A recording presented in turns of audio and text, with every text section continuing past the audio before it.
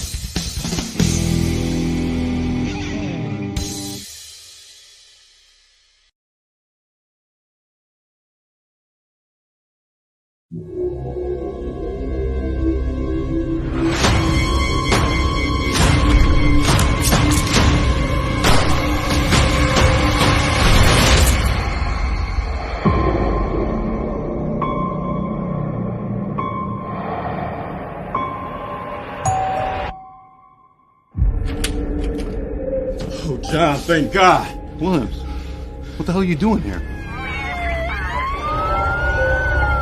Myers. Is he dead?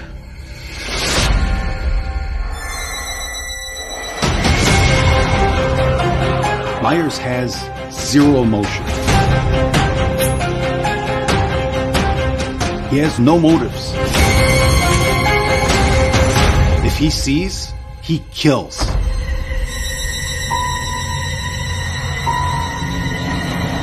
Tell the town to lock their doors. No one in, no one out.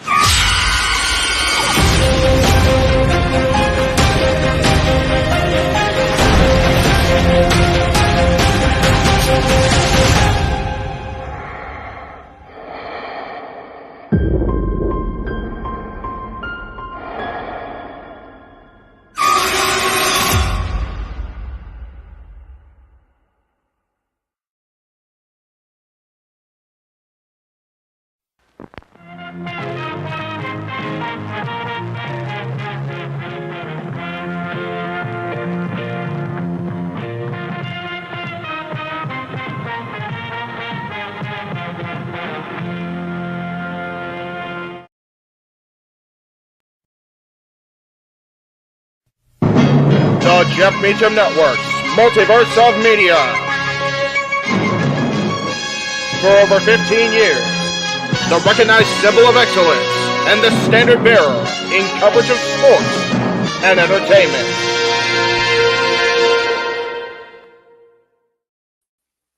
Tonight we come together to see who will truly be acknowledged. Will something live in infamy or be brought forward towards prestige? Will we see the rise of a megastar, the continued run of a maverick? Will we see a revenge tour end or continue to move forward? And who will truly get revenge and achieve already broken dreams with a special guest referee? There's so much more to be discussed. We come together tonight on this edition of Super Predicting to discuss the biggest event of the summer, SummerSlam from Cleveland, Ohio. Welcome to the show, everybody. You know what this is. I am the Superman Noah Foster. Always grateful to be here for professional wrestling discussion. Damn it. And of course, I am never alone. You are once again with a wonderful panel here with friends of the multiverse. This is a joint venture here, the Multiverse of Media. With me, first off, as always, is the Renegade Wrestling, JJ Williams. We got the guy with the stats himself, one of our great barkeeps. Shout out to Dory Lou, Stat Boy Mike. And of course, it's the MVPs of the Multiverse of Media, the Dominguez, Arlene and Emmanuel. So you have a fantastic five to deal with tonight and all the discussion and delight. Gentlemen and lady, it's good to see you. Also, shout out to everybody in the chat that's watching right now, whether you watch live or on demand. If you're watching now, please subscribe, comment, and tell a friend. And, of course, you want to dictate the conversation. Don't need to dictate. Cast 80 Studios, Jeff Meacham Network, Red Cherry Brand, Super Chat is as simple as that, and your appearance matter too. There'll be a link to the forum once the stream concludes.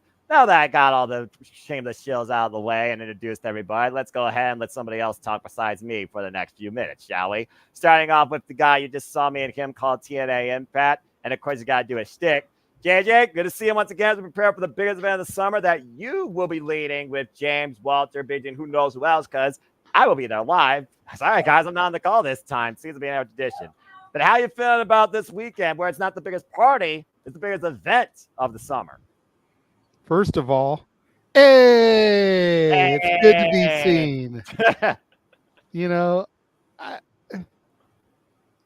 I don't know. There's part of me that's really excited, really looking forward to this year's SummerSlam. SummerSlam is always my birthday pay-per-view, being held in August. For the longest time, it was more mid to late August, so it was right there in and around my birthday. Now they got to try and squeeze that extra PLE into things, so a little bit more towards the beginning of the month. But Jeff Chadwick's birthday weekend, who, if you guys watched the Four Horsemen panel last night, had some not too nice things to say about our United States champion, Logan Paul and Jeff. I gotta say, I told Noah as we were on the air for the TNA call, you missed a prime, pun intended, opportunity to squeeze one more joke in. Because once you hit 4 or 5, any of your insults up to 10, you could have been, and that's more insults than Logan Paul has had title defenses. Damn. There's a stat. And then boom, you just sneak one more in there. But, you know, like I said, there's 7 matches. 6 are title matches. We've got the tag titles not on the line. Both those tag titles are going to be on the line tomorrow as part of SmackDown. So I'm debating in my head, even though it'll already be done live by the time I get home from work. If I get home from work in time for the West Coast feed to begin, I might do an impromptu watch along and see if that bitch and the EST can reclaim the tag titles, if the Bloodline can dethrone DIY, which would just make for a horrible, month for Johnny Gargano. Lose the tag titles, his dad's restaurant gets burned down, not even on the card in his home, But I digress there. We don't want to get Noah wound up. But if you do want to see Noah wound up, super chat. It's as simple as that. But some great matches on the card here. And there's a few that I'm really looking forward to. And there's a few that I may just let James and Walter take the reins and use the bathroom during that match. So we'll just get into it as we go. But overall, if I'm being honest with myself, I'd probably say about a 7 out of 10. Hey, it's also one of those things, though, where I'm sure he could approve this stat. When you put your expectations lower than expected and it's surpassed, you're pleasantly surprised. So I think 7's a reasonable number because, again, I think one of the matches will definitely give us more of a moment than Instant Classic, and I'm sure we'll talk about that later. My dad always said, expect the worst, and if the best happens, you're not disappointed. There you go. Simple as that. I'm sure it's Statboy approved. Speed of which, Statboy Mike, good to see you once again. Super predicting. How you feel about the biggest event of summer this weekend? Hello, my internet fans. Great to be back here on Simply Predicting. The Statboard 9000 is ready to go. I've been looking over the card. I've been going over the numbers, and you might be surprised by my predictions here and there. Especially when we get to Mr. Logan Paul. Oh, trust me, I got things to say about him that have already been said, but I'll reiterate them. Oh, absolutely. I will say this now. I do enjoy Prime. I do drink it on a regular basis. I sell it at my spot. I'm beginning to like it, but that does not mean I like Logan Paul. I'll leave it at that. Accurate. And Superman approve of that. But good to know and good to see you. I'm looking forward to what you bring here. The numbers, what do they mean? Find out shortly, folks. That being said, it's always a party against the predicting when I have both the Dominguez to see how many times they agree or disagree with each other. That being said, let's go to the ladies first because it's always a joy to see Arlene. Arlene, good to see you once again. How you feel about this week's SummerSlam, the biggest event of the summer, evident for Cleveland, Ohio? I'm feeling not confident in when it comes to picks. I always end up changing my picks towards the end, like at the last minute, and then some of my picks picked out, and other ones I'm like, dang, I should have just stuck with my original pick. But hopefully I do good. And my brother thought he did better than some of the picks that I ended up picking. So I switched him, so he I think I'm still one ahead of him. So in your face. The sibling rivalry that will never end. It's a battle for pride itself. The Dominguez championship to be crowned at the end of the year after Survivor Series, because I'm pretty sure there's not going to be something in December. That'd be crazy, right? That being said, hey, from one to the other, let's go ahead and hear what Emmanuel's thoughts are before we get into the biggest man of the summer. Emmanuel, how are you? By the way, congratulations on what you talked about prior to this. You already have a new opportunity now secured for you, so I'm sure you're going to secure victory here as a bonus. How you feel about this weekend SummerSlam? It's a meh for SummerSlam.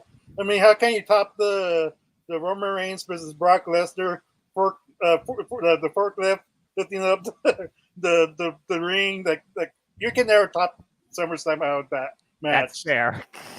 And it's gonna be kind of interesting, kind of wondering what direction WWE might face.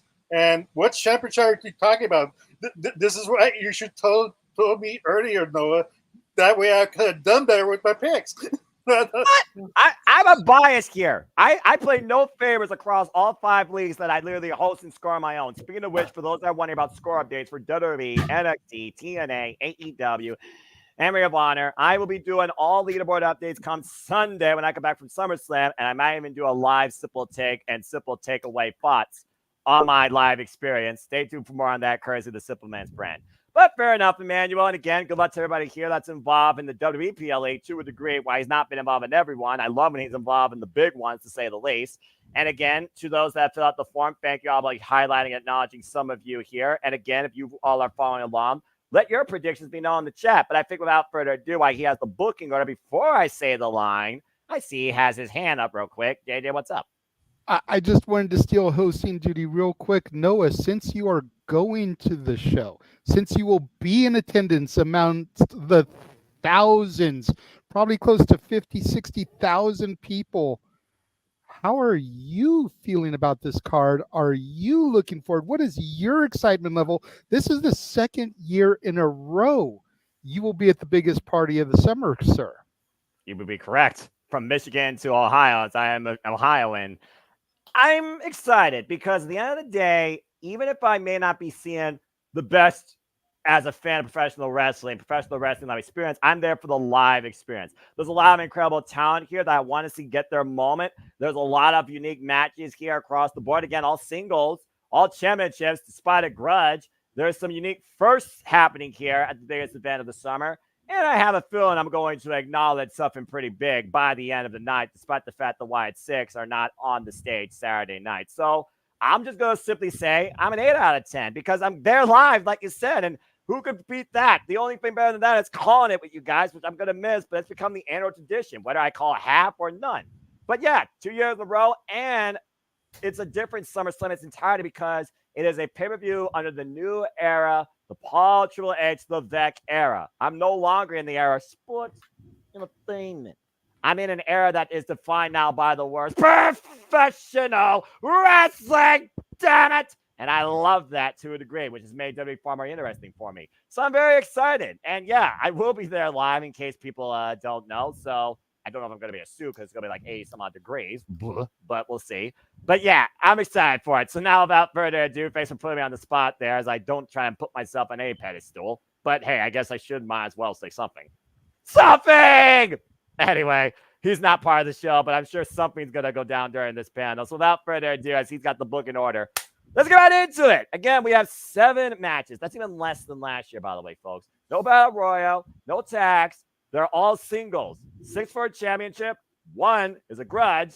And it's got a referee that's going to let chaos run wild in the city that rocks. By the way, shout out to Jody Roll. Again, great artist by my mom's standards. Good music. He will be doing, of course, the official theme for SummerSlam. Whether or not I see him perform live, I guess that'll be a bonus for me as far as the concert goes. But we'll see. That being said, JJ, you're going to lead things off on the first match that they're going to do. So if you were booking, as we do instead of predicting, you have the booking order. What do you think the opener should be? Well, I'm not going by booking order. I tried to look at the card, and it's like we've got 2 women's matches. We've got 2 world title matches.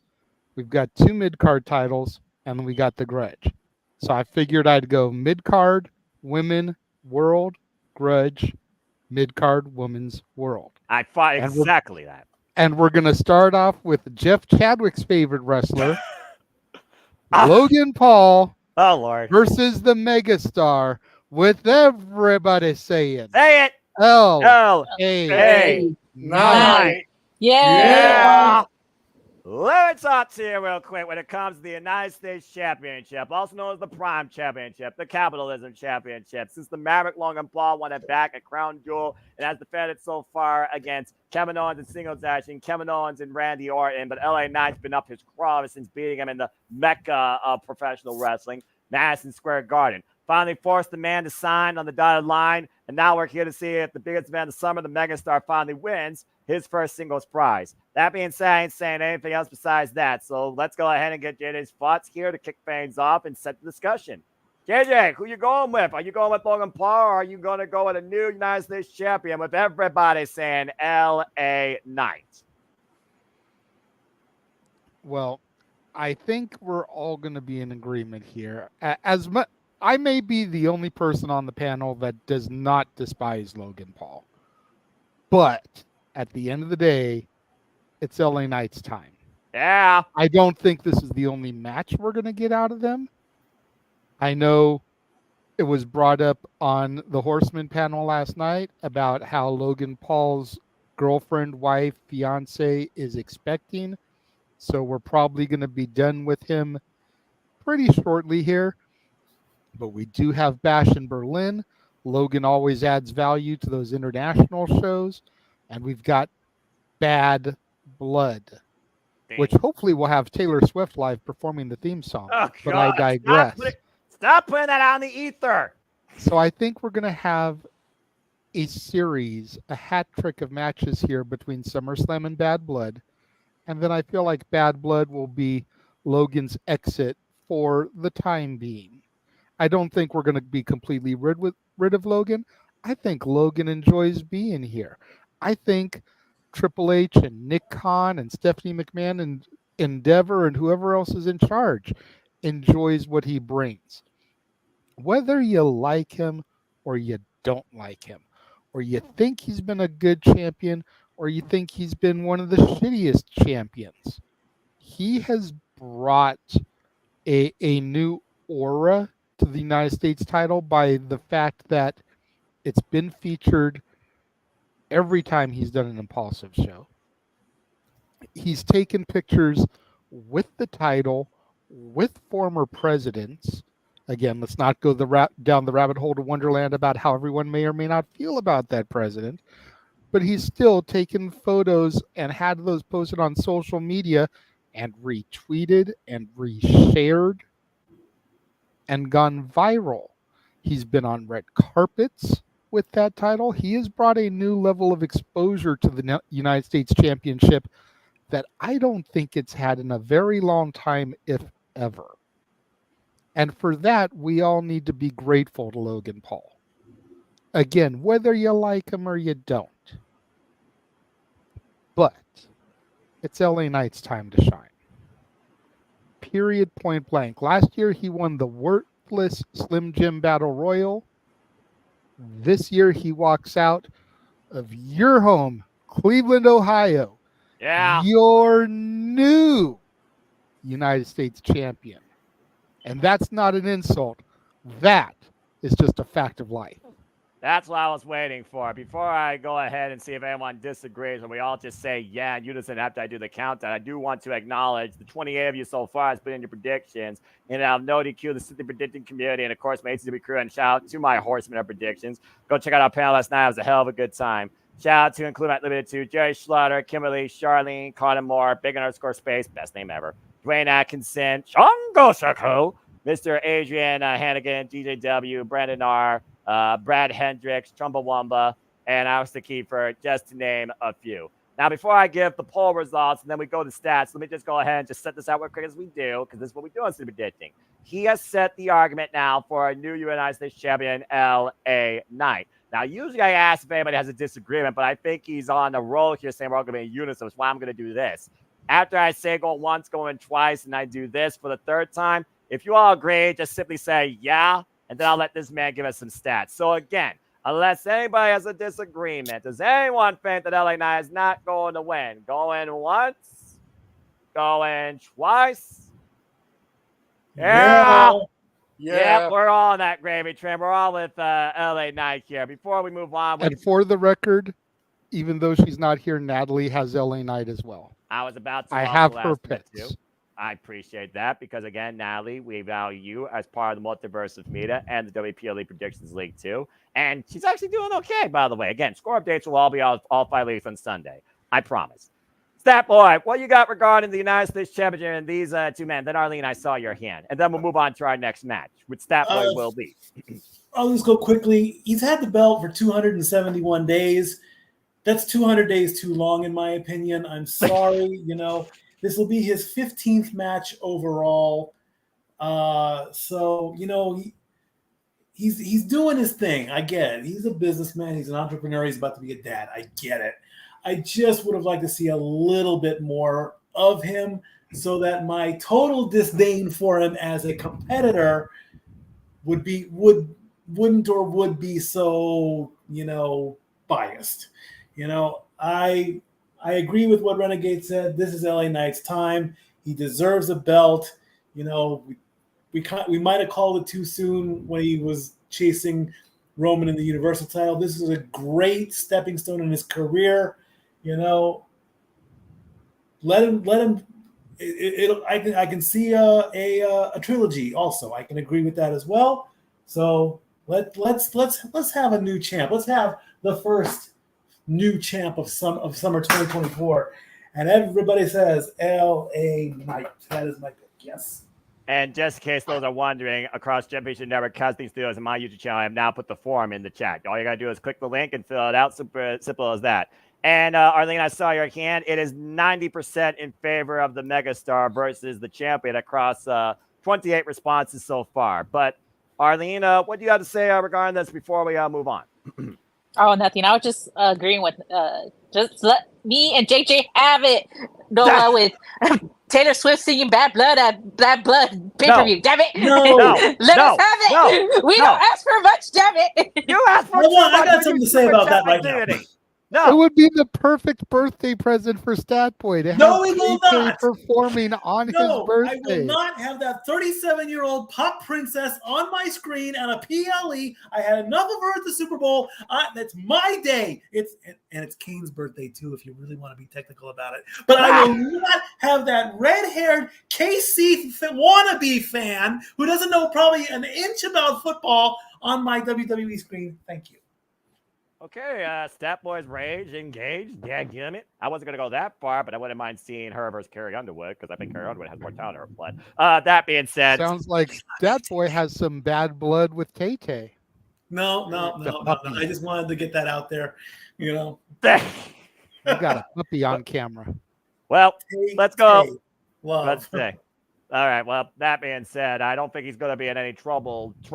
But let's see if he's in trouble with his prediction as he leads our next match. Going from a mid-card championship to a women's championship. Let's go ahead and talk about Bayley defending the WWE Undisputed Women's Championship against the Queen of the Ring, Nia Jax. And again, these two have history going all the way back to Black Gold NXT when they first challenged her for the NXT Women's Championship back at NXT TakeOver London. And why Nia Jax has been caught up by Bayley, literally saying that you are clumsy and reckless. Tell me when she's telling lies. Nia Jax has been on a run of dominance with injury reports smaller than per usual since the return of WWE being Becky Lynch literally on day one. That being said, we got to talk about the elephant in the room here. And it's not the two on screen, but it's actually the person I wish I saw actually facing Bayley for this title. With all due respect, though, I'll do my best to not go get a hot dog at the concession stand during this match. Is it Tiffy time? Is it still Bayley's time? Or is it time for Nia Jax to be the face and the marquee with a title other than Queen? That being said, nothing further needs to be said because, again, I'm not saying discussion. Stat Boy, your thoughts on this? And do you have a new women's championship? And if not Nia Jax, do you see an official cash-in? That's a bonus set by Sheriff Riff. Do you see an official cash-in by Tiffany Stratton? What happens with this championship? Not just yet. Let the briefcase cook a little bit. Not just yet. It's almost Tiffy time. Not quite. Give her maybe no more than 3 more months. Maybe hit towards Survivor Series. That's when I would like to see a cash in for that. As far as Bayley and Nia goes, I'm saying we're gonna retain. Bayley retains. She's had the belt. We're calling this the 114-day club. Her, Cody, and Damian all have had the belt, their respective belts for 114 days. I'll throw that out there. Bayley and Nia are approaching almost 40 matches against each other in some capacity. There was a good stretch where they were teaming together. Those don't count. By my count, I've got Bayley winning 20 out of 35 times. So Bayley has Nia's number. I get that. Nia, Queen of the Ring, great accomplishment. But the Queen does not have her crown. And right now, I'm sorry, Bayley is on a roll, and that roll has to keep going. Tiffy time is going to come by eventually, just not yet. Bayley retains. All right, so Statboy Mikey has set the ballot to bear retaining and no official cash in. Unless we have a disagreement, then I'll open it to the floor for whoa. Well, damn. Uh-oh. All right, everybody here. Okay, first I did see Emmanuel. Then we'll go to Arlene and Jay to finish out. Emmanuel, what you got to say regarding this? In case those are wondering, majority, by the way, in the poll, 28. It is in favor of the champion, 60%. And as far as official cash in, it's close to 50-50, but not quite. But more saying no at 57%. But Emmanuel, go ahead. What's your opposing thought towards this? Do you actually have Nia Jax or Timothy Stratton? I think, I think that's the direction that the East heading, to be honest. Because, like, then the question is, will Tiffany cash in against on Nia? Because then Nia is going to be questioning the loyalty throughout the rest of the championship reign for Nia. I mean, like, if you want to make King of the Ring and Queen of the Ring make importance, they need to both win the championship, in my point of view. Because, like, if you have one lose, then that kind of kills the King and Queen of the Ring, storyline. Like, I'm not enjoying babyface Bayley. Like, it's been months I've been saying this. You know why? Like, it's just the theme song, the aura. It's not there. I don't believe now every babyface are friends with Bayley, trying to help her out, and like, well, why? Like, why? What's the purpose? Like, of it? I'm not digging it. It's not hitting for me internally. It's Nia Jax time, because Nia Jax has proven time and time again that she could make a great match and she could be a great wrestler when it comes with the right opponent. And right now, I don't want Bayley versus Charlotte in the coming months, because that's the program I can see happening during SummerSlam, the return of Charlotte Flair. So I think a heel Nia versus a babyface Charlotte is in the future, and then once Nia loses to Charlotte, then maybe Tiffany Stratton catches and now she looks like the hero. Like is she really still a heel? Or is she a tweener now as a babyface? That depends on the reaction of the fans. But right now it's like more she's becoming a babyface, because a lot of people are going Tiffy time and cheering for her. Like, it's no longer a heel character anymore. Gotcha. So, and Like we're on the line stream heel and face. So that's why you're thinking that Nia Jax is the one to reset the women's landscape. Okay. It's fair. So we got right now arguments on each side. Now, I know that these two also raised their hands proudly back to back from one Dominguez to the other to Jay to finish it out. Arlene, what's your counter rebuttal? Do you actually agree with your brother? Or do you actually think maybe Tiffany Stratton cashes in and we don't worry about Nia Jax or Bayley at all? I am more on the boat of what Statboy was saying. I do think Bayley's going to retain. Woohoo! I As much as I agree with my brother, I don't think she has had the best reign possible, so far, at least in my opinion. But I honestly see maybe like in the near future. I know there's talks about Charlotte Flair coming back, and maybe her facing Nia Jax, and Charlotte Flair being Nia Jax to take off the title, which I do not like, but I can see them doing that. But I think in the end, Tiffy time is not going to cash in, only because I don't know what WWE is thinking. They haven't. I feel like they're taking too long to show this briefcase that they can make a lot of money, especially with young girls. Marketing.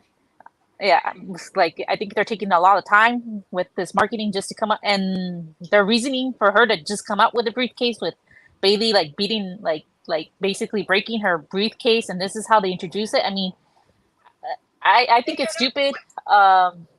Because I mean, Damien didn't really need a reason. He just like got his own briefcase. I think Tiffany could have just used her, like got her own briefcase without having this type of storyline put into it. But I think Tiffy is going to end up challenging the queen herself, Charlotte Flair, and her defeating Charlotte Flair for that title. So I don't see a cash in. But it's a queen versus princess, and princess comes on top of the queen. And then Charlotte goes off for a while again. But I see that in the near future, at least in my opinion. That's what I think it's going to end up happening in story time. But as of right now, as much as I agree with my brother that they need to make King and Queen of the Ring like mean something, I don't think they're going to give it to Nia. And if they do, I mean, I honestly don't see a lot of title changes. That's why I don't think this is one of the ones that the title's going to change. I think Bayley's going to retain, and maybe Nia might be challenging maybe for another pay-per-view, but not on this pay-per-view. I don't think she's going to win. So that's in my opinion. All right, fair enough, as there's thunder right now outside my window, so maybe Charlotte Flair's a dark omen. Dun, dun, dun. We've got it too, brother. We've got it too. The Mother Nature is not being kind at the start of August. Go figure. That being said, JJ, now let's just put it out there in case folks don't know. This gentleman over here is a very outspoken individual regarding the Queen, Charlotte Flair, which I'm sure has got his gears burning and spinning in his head, knowing it could be an inevitable that she gets that 17th, for she is now a 16-time champion, but has been out indefinitely due to injury. And this man has also said he is over the 4 horsewomen of my NXT era. In this new Patrice Levesque era where one is leading, JJ, what do you have to say regarding this match? And I know how much you've been into Tiffy time, but to Arlene's point, where you think business more than your heart, you haven't seen that pink-studded briefcase yet. And I'm sure Natalie would like that as an accessory one day. But go ahead with y'all's thoughts. For starters, Natalie picked Bailey. Just to go ahead and throw that out there. Smart girl, because that's what I picked. Good job, but I'm Natalie. going the complete other direction. Damn it. I'm going against my daughter, going against my brother. You brought up the fact about Bailey bringing up how reckless Nia is and stop you when you're telling lies. You're telling lies. That may have been Nia in the past, but that's not present Nia. That's not Nia since her return. Everybody's allowed to change. Everybody's allowed to grow. Everyone's allowed to move on from their mistakes. I agree. And that's exactly what she's done since her return. Nia Jax and the world needs to get off of Nia's back for her injuring people. I'm over it. Nia has proven during this run to be a safe competitor, to take care of her opposition, and to not injure anybody. Bailey's run has been about as impressive as Hangman Adam Page's AEW championship run. Damn. Ow. If you give a year, maybe 2, and you ask people who were women's champions the last 5 years, I'll bet you Bailey's name doesn't even get mentioned because it's so forgettable. What has she done of importance? Not a goddamn thing.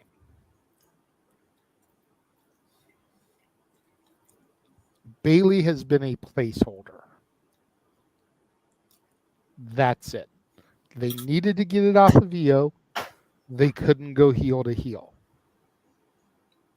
Bailey made the most sense considering it was a damage control thing. Bailey is a footnote when it comes to this championship. Sorry if I'm being harsh, but facts are facts. Nia Jax is going to walk out of Cleveland, your new women's champion. Do we get a cash in? That's where I'm still scratching my head. Well, because I could see Nia presenting Tiffany the briefcase on the 3-hour pre-show during the opening one of the backstage segments in the first hour of the PLE. And then Tiffany cashing it in on Nia. I could see something like that. But I don't know if Triple H wants to do women's cash-ins 2 SummerSlams in a row. About to say, I did witness last year Io Shirai cashing in on Bianca Belair after Bianca and Charlotte and Asuka beat the daylights out of each other. Yeah. As far as Charlotte's return, you have no idea how close I was to throwing something out of my television when your Horseman panel brought that up last night. I had completely forgotten about her. I was happy that I had forgotten about her. And then they brought it up, and I was like, you son of a bitch. Because that heifer has been at the Performance Center. She's been training. That just shows me she's close to being ready for an in-ring return. Yep. And this would be a good place to do it. Yep. I definitely see Charlotte versus Nia, but Nia has vanquished Becky here recently. She could dethrone Bailey. Nia could be the one that proverbially kills the horsewomen of your NXT. Because, the fourth horsewoman walked out of the WWE, and now she's walking away from her marriage as well. But that's a whole other story. Whoa! Damn! Didn't know about that. Open mic night topic, everybody. Stay tuned for that one. This is why I stay out of the internet. I don't even know this type of shit. So if Nia could kill Charlotte and have vanquished the horsewomen to set up this new era in WWE, the Tiffy Time era, the Lyra Valkyria era, I'm here for that. Fair enough. I do like the idea of the princess dethroning the queen, which, yes, that means that I just admitted that I'm in favor of Charlotte getting her 17th run indirectly. Yeah, you just did. But I don't think it's going to happen right away.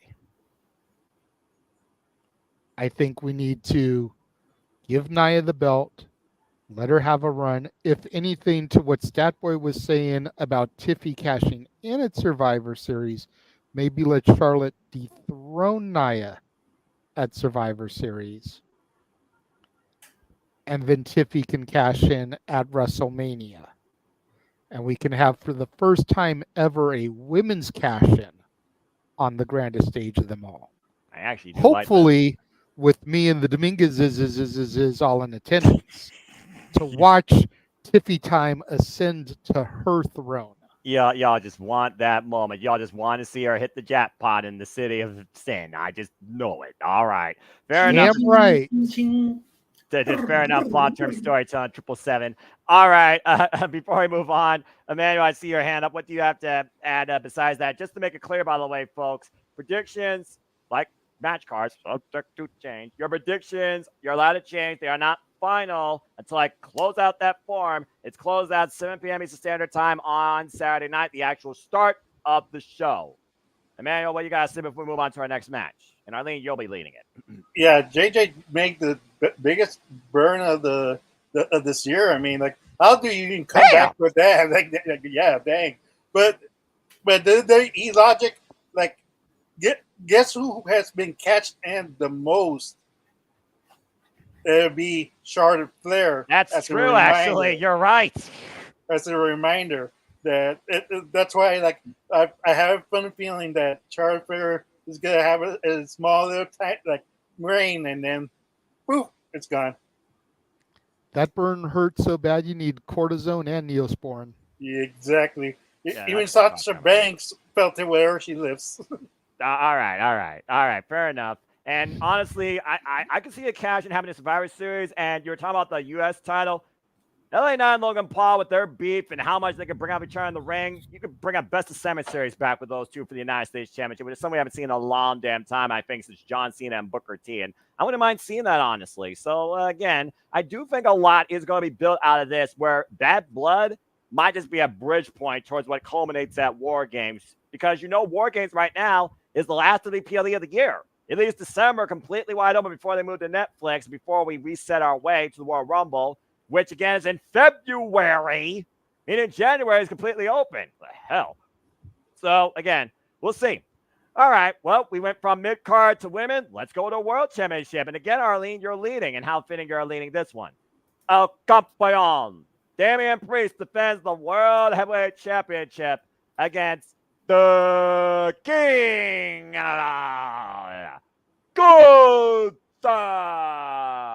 In what is I am disappointed in you, Noah. You gave the grand introduction on your Horseman I'm not panel, going to overkill and a you gimmick. half-assed it here. I'm not going to overkill a gimmick. And do you not follow my YouTube channel as you the tradition? I always do the grand thing on the Horseman, and I do the simpler form here because you overkill a gimmick, you're in old school WWE. Screw that.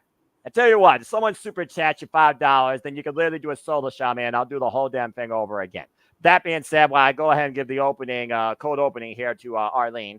El Campeon's been out to prove a point since cashing in at WrestleMania this year, overcoming Jey Uso, Drew McIntyre, and Seth Rollins, proverbially. But none of those wins was clean, and one almost resulted in a catastrophic injury. Why Gunther, I'll say it once, I'll say it 250,000 times, stop me when I'm telling lies, the most protected professional wrestler in WWE this era, with only 3 people that have actually beaten him since being part of this place. Period.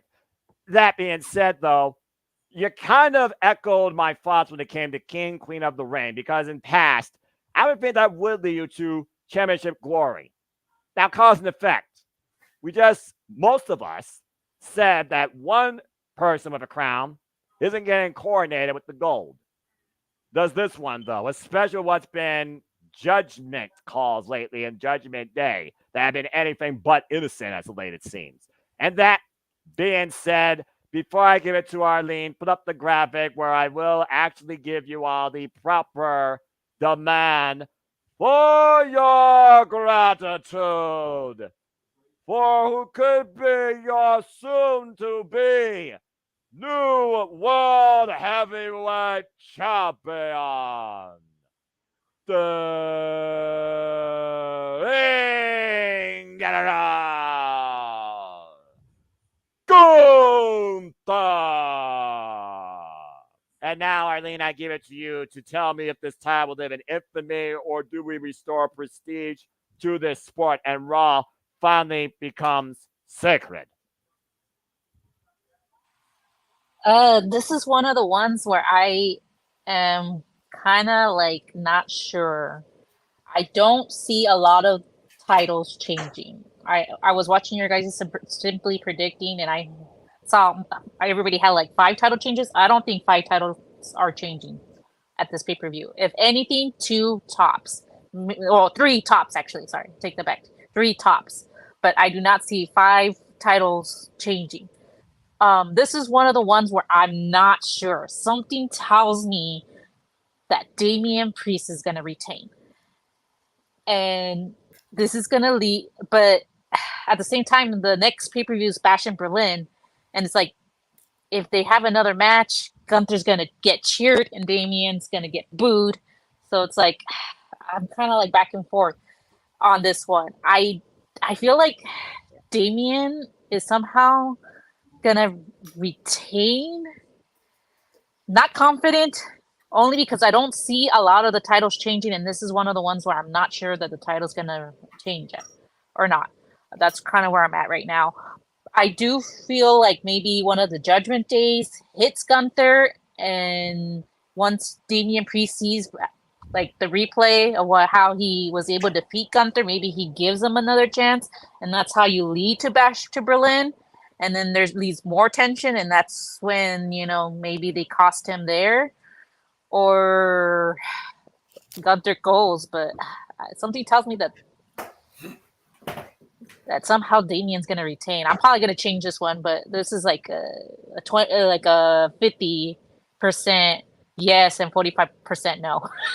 Maybe hearing someone else convince me otherwise, but right now I'm just like I don't see a lot of title changes this pay-per-view. If you notice, a lot of the pay-per-views only have at least 2 title changes at best, and I don't see more than 3. So if this is one of the ones that changes titles, that means someone else is retaining and their match next. So, but I'm gonna go with Damien retaining.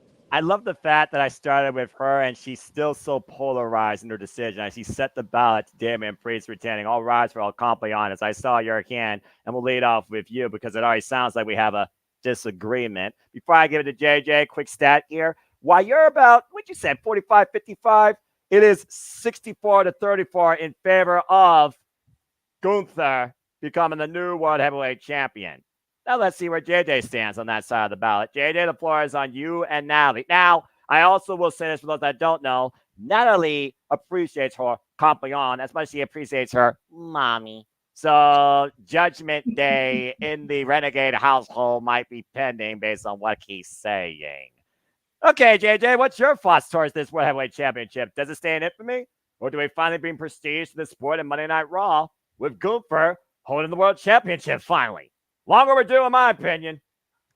Well, for starters, let me say it's amusing how well you know my daughter, so you could go ahead and mark those 2 picks down for her. Ah! But the reason I raised my hand was I'm kind of in the same boat Arlene is. Not necessarily that I'm 100% going for Damien, but I'm really on the fence here. The obvious. Well, the obvious is that Gunther is going to be champion by the end of the month. Correct. But the question is does he win it here and march into Germany, the defending champion, the conquering hero, or does he lose here and win it in Germany and get that huge babyface pop from the crowd that then basically gets retconned as soon as they get back home to the States? It's that's what's really going through my head, because it really could go either way. It's a cause and effect. Personally, I tend to lean more to the majority side against Arlene, that Gunther is going to get the belt here and then walk into Berlin as your conquering hero champion. However, with the Judgment Day kind of on the rocks here and not really knowing yet how the love triangle that we're going to get to later is going to play out. Oh, Lord. Could we still see the Judgment Day help El Campeon here, if for no other reason but as a decoy? Because I feel personally that the Women's World Championship really could and should be the main event, but it won't be, because we will probably be getting an appearance whom 60,000 will be acknowledging at the end of the show, hence making that the main event. But if you want to talk about the best story-driven match on the card and the match with the most heat to it, the women's match should be the main event. Fight me. No, I agree, but I also stand on the fence about, again, how many times have I said Judgment Day is coming for Judgment Day, and they still haven't made that PLE official yet, which still baffles me to this day. Is it Finn Balor and Liv Morgan? Is Dominic in cahoots with Finn Balor and Liv Morgan? Carlito, I'm just happy to be here. Lost his PlayStation 5 though in the process. And those aren't easy, by the way, to place, by the way, folks, in case you don't know. They're $500. But Chris brought up the point on your Horseman panel. You know, you go back to 2022 and that backstage segment between AJ Styles, Finn Balor, and Liv Morgan. Yep. And them talking about how they were going to destroy the Judgment Day. Finn then would become a member, 3-time tag champion within the crew, twice with Priest, once with JD McFunko Pop. Damn. I had to say it for my daughter. Don't get me wrong. I love me some Jordan Devlin. I know. You have educated me well on that, boy. I love JD McDonough. Happy I'm to probably do it. the only one in my circle that does, not counting you. But continue. But I threw the McFunko Pop for my daughter. But like, could this all just be a ploy? And then not only, which we'll talk about with the women's title match, the chips fall there, but could they cost El Campeon? He did say at one point, Judgment Day needs me. I don't need them. He literally risked being part of Judgment Day at the last PLE, Money in the Bank. And ever since they helped him against Jey Uso at Backlash, he's kind of been at odds end with Finn Balor particularly, who, again, he was the guy that grabbed that hotel car, according to Pat McAfee Cam, and I don't think it was for a one-night stand or 7 minutes of heaven in the closet. That being said, I am so on the fence on this one because Gunther is my professional wrestler in WWE.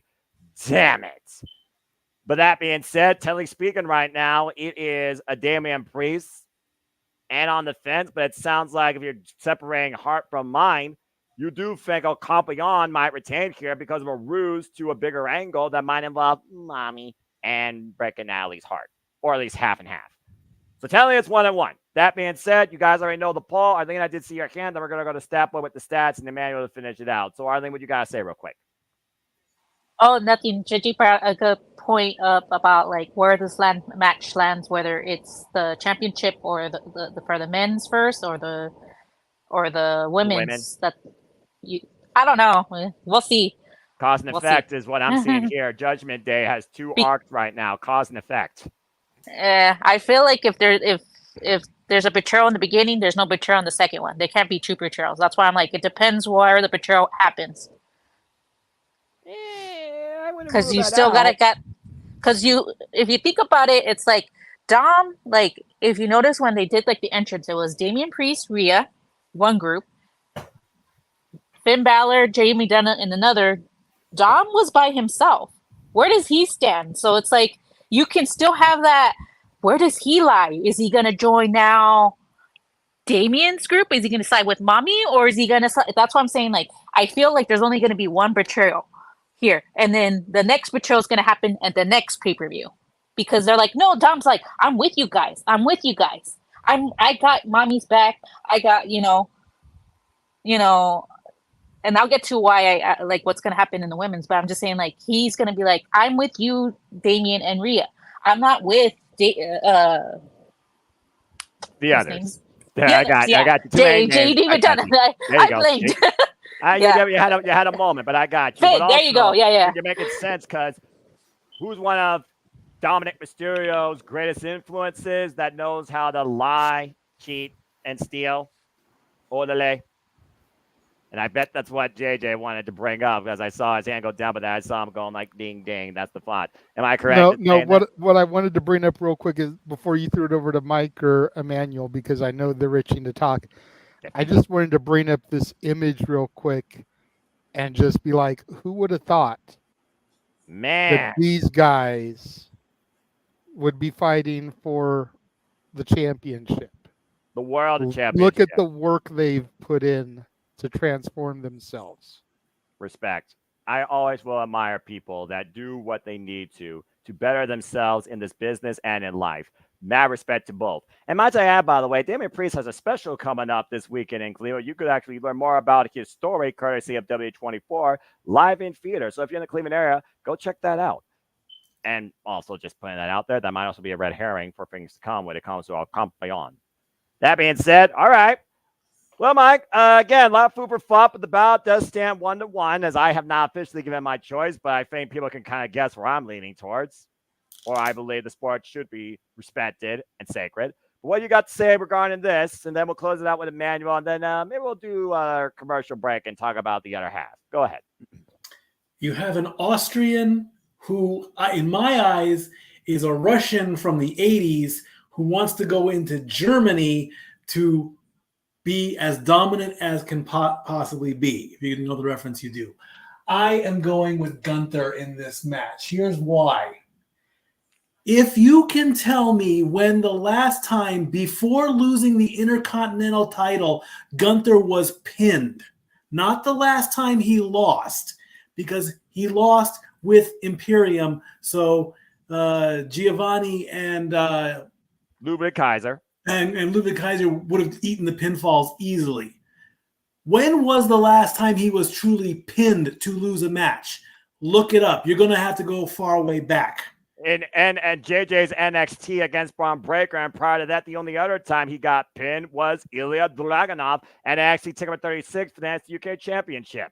There you go. He is a dominant wrestler and entertainer.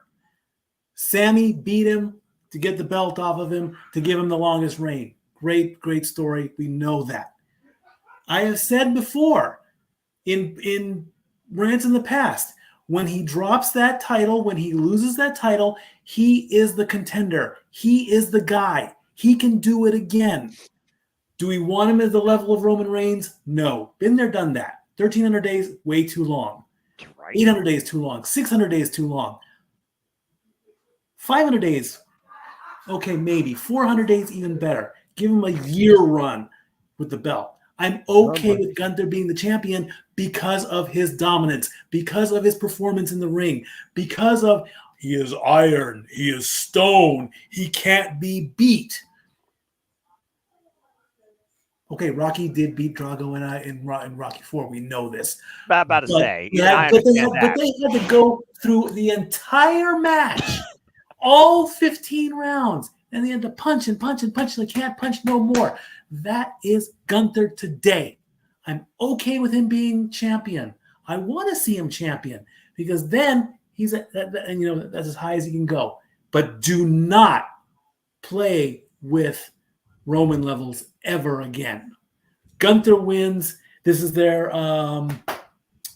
they've had a couple Rumble matches together, but this of course is their first ever singles match. Yeah, first singles match. So hey, and believe me, if these two do not throw everything at each other, they have been in the brawls. And Damian, I think, has gotten a one-up in the brawls, but in the actual match, and let's have a little tomfoolery. Let the ref get something in his eye. Let Finn hit the coup de grace. Let JD come in and get a shot in. If they all have to gang up on Gunther to properly to get a dirty pin, and that's how Damian wins and beats Gunther, then Germany, wide open, then put the belt on him as a, here's your story, take it. Gunther wins hands down. Just want to put that out there, by the way. Gunther is not from necessarily Germany. He's from Austria, which is a whole different section of Europe for those that know world geography. But again, you guys know how much I follow Gunther since Ring Comp, Progress Wrestling, etc. And I'm just going to leave it at that. Before we take a commercial break and let you all really think about this match, where there's about as much of a polarizing fight towards the result than the two women dealing with Dominic in the middle. Emmanuel, what's your thoughts regarding this? It's right now technically 2-1, but I think I am going to safely put it out there right now. I'm leaning towards Gunther getting it here and going into outside Austria and Germany as the champion. So I'll make it 3-1. Where do you stand, Mayo, to wrap this thing up? Yeah, you have to go with Gunther, to be honest. That's my official pick, Gunther, because Damian Priest has gone the best of Gunther for the last couple of weeks. He's been standing tall, being up, Gunther like most of the time.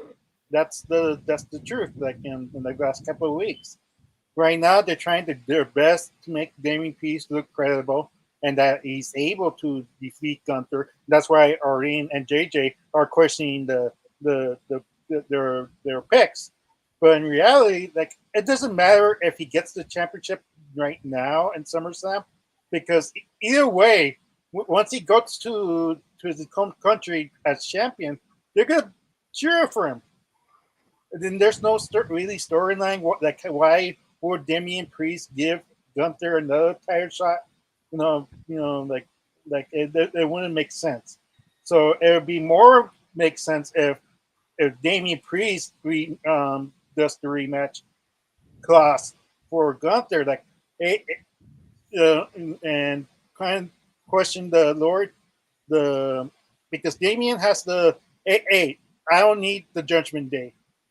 I could do this on my own. And then what happens once he finally loses without the Judgment Day? And then the question will go, hey, you're our leader. You're supposed to represent Judgment Day, and you lost for us. Now you gave us a bad name, and that's where the question, like, would they break up? And of course they will. It just like WWE has to have a lot of faith in pushing Damian Priest, because who had benefited a lot when being Gunther. Like Fair. I think it made Sami Zayn like a credible IC champion. They made Braun Baker a credible wrestler. They made Ilya Dragunov before he went to main roster like a beast, like he's unstoppable. So like I wish they would have kept Ilya the same prestige as Gunther. Like he doesn't rarely loses, but like right now, like he's losing too much. Like he needs that edge again. So for me, Gunther needs to win.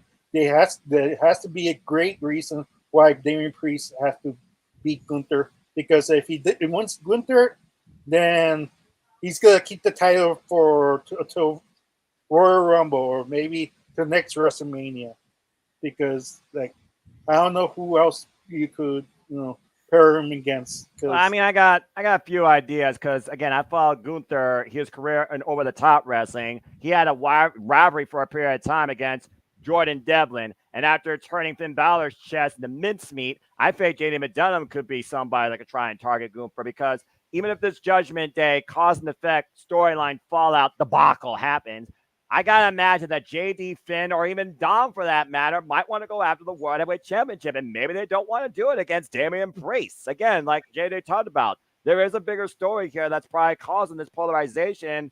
What's probably the most unpredictable match on this card outside the other women one. But that being said, this match concludes with 3-2 in favor of Gunther. Before we take a commercial break, or JJ puts up the only match here without a championship, I'll let him decide how we do things here. Because, again, this is a joint collaboration. I always love this shit. All right, what you got to say before we finally move away from this? Oh, I was just going to say that if he remembers, Damian did promise Seth Rollins another match because he knows he didn't win clean. Who's to say he doesn't offer Gunther the same thing he offered Seth and say, hey, I know I didn't win clean. I'll give you another rematch. That's also fair. And again, JJ, the original story of this match, again, we talked about how many different turns we got the GPS to WrestleMania faced behind the curtain. I think the original plan was still probably Seth freaking Rollins versus Gunther here at the biggest event of the summer, and then we got curveballed at WrestleMania 40. And honestly, that's a one-on-one match that hasn't happened since Gunther first arrived during the NXT Invasion back in 2019. And even then, that wasn't settled fairly. It was settled disqualification. So I think that's also another thing to consider, because, Seth wants the World Heavyweight Championship back. It's the most important to him. But, of course, great segue, he's got a different agenda. That being said, JJ, at this point, we're over the hour mark. What are you thinking? 1 second. I'm And thinking again, folks, we'll do the break before the main event. So yep. And again, we'll go ahead and talk about this break in championship action in a grudge match. And it is the Scottish Warrior, the Nightmare, Drew McIntyre, finally going one-on-one against the Second City Saint, CM Punk. His first singles match in WWE since he's returned. And special guest referee, he is a visionary. He is revolutionary. He is the one that holds the decision in the palm of his hands. And his name is Seth freaking Rollins, the only one that has more hatred for these two men than these two men have for each other, apparently.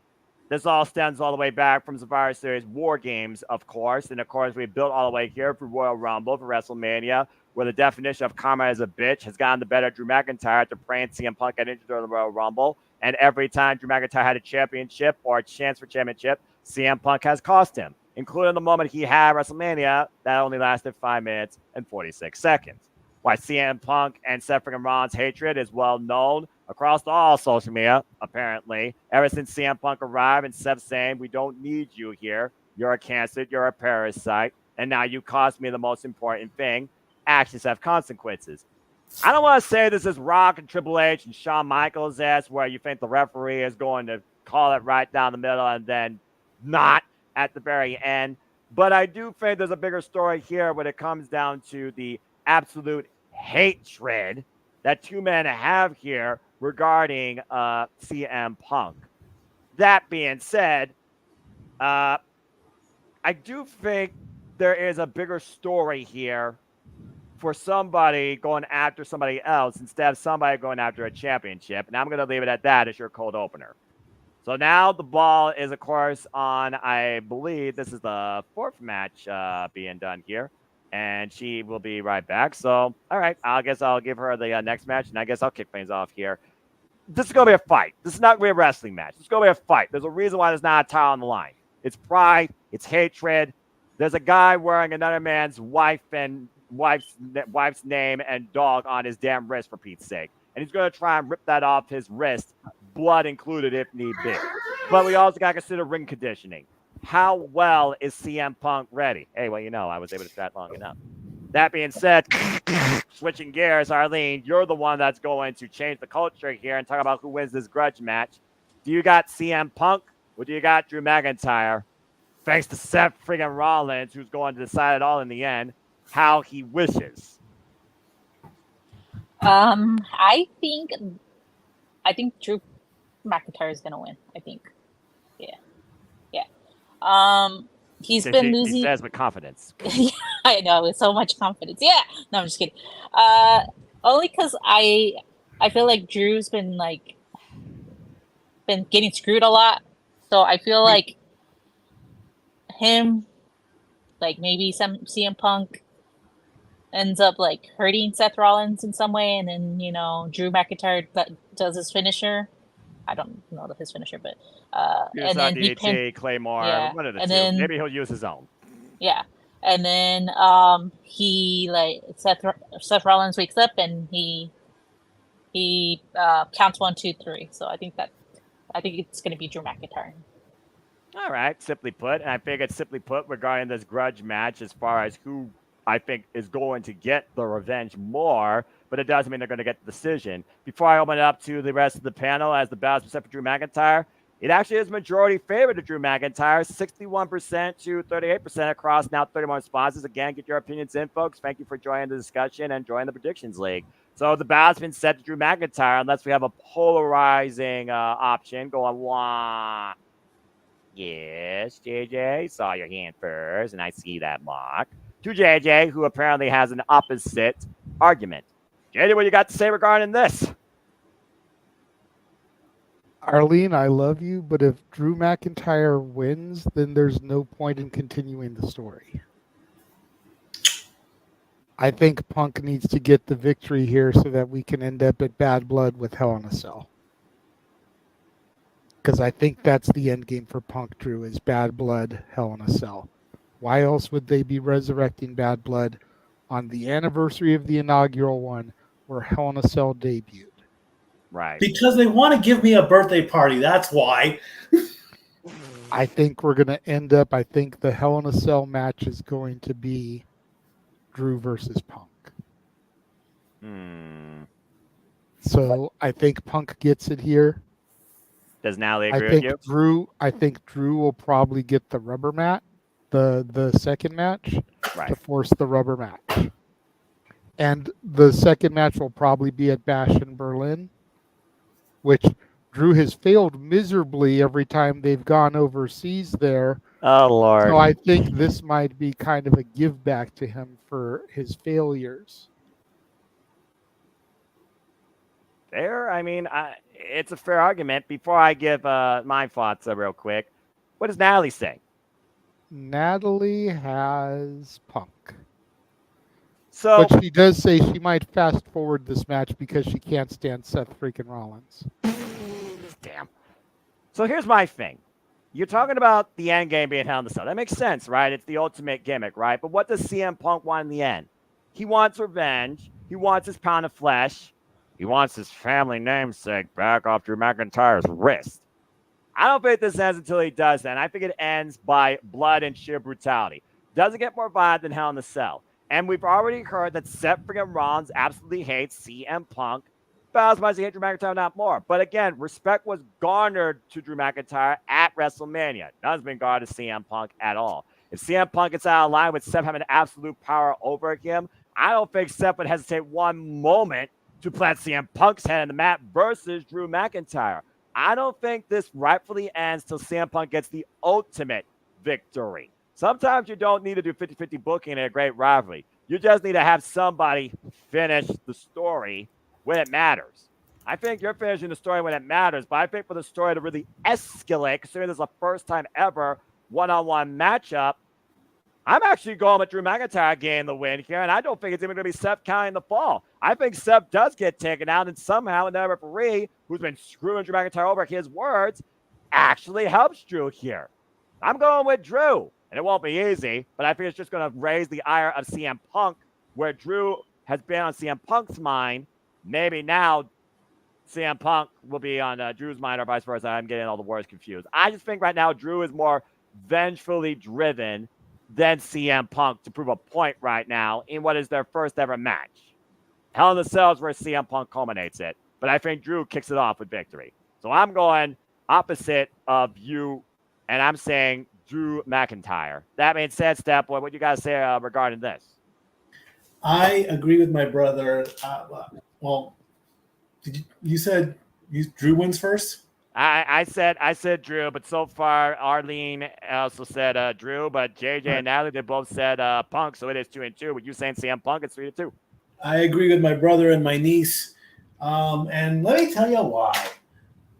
If you think the tantrums that Drew McIntyre has been throwing since getting suspended indefinitely and losing his match, I wouldn't be surprised if there was a diaper under that kilt.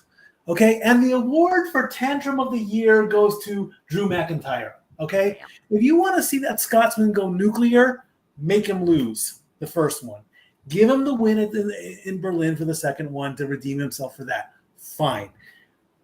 We all know he's got, heck, I don't want to upset an entire country of Scotland, but when they get angry, you know. So yeah, they fight. Oh yeah, I mean, if you want to get turned into human shish kebab with a claymore sword, call Drew McIntyre. Just saying. So give Punk the win because also he's been out with the tricep injury forever. He wanted to come back home. He wants to win. He wants to compete. He wants to entertain. He has not wrestled since WrestleMania. If not even before then, since Royal Rumble. Since Royal Rumble. He's been gone. He's been out of the ring for 6 months. Okay? Don't get me wrong. The crowd is going to love seeing him, but the crowd is going to love him even more if he hoists that big 280-pound Scotsman on his shoulders and makes the little Scottish baby go night-night with a GTS. Put him to bed. Then he'll wake up in the middle of the night crying his eyes out because he doesn't have his Scotland bagpipes anymore and he doesn't have any... Hey, I'm going full on Mike Myers, so I married an axe murderer Scottish in this. Okay, that's how far back I go.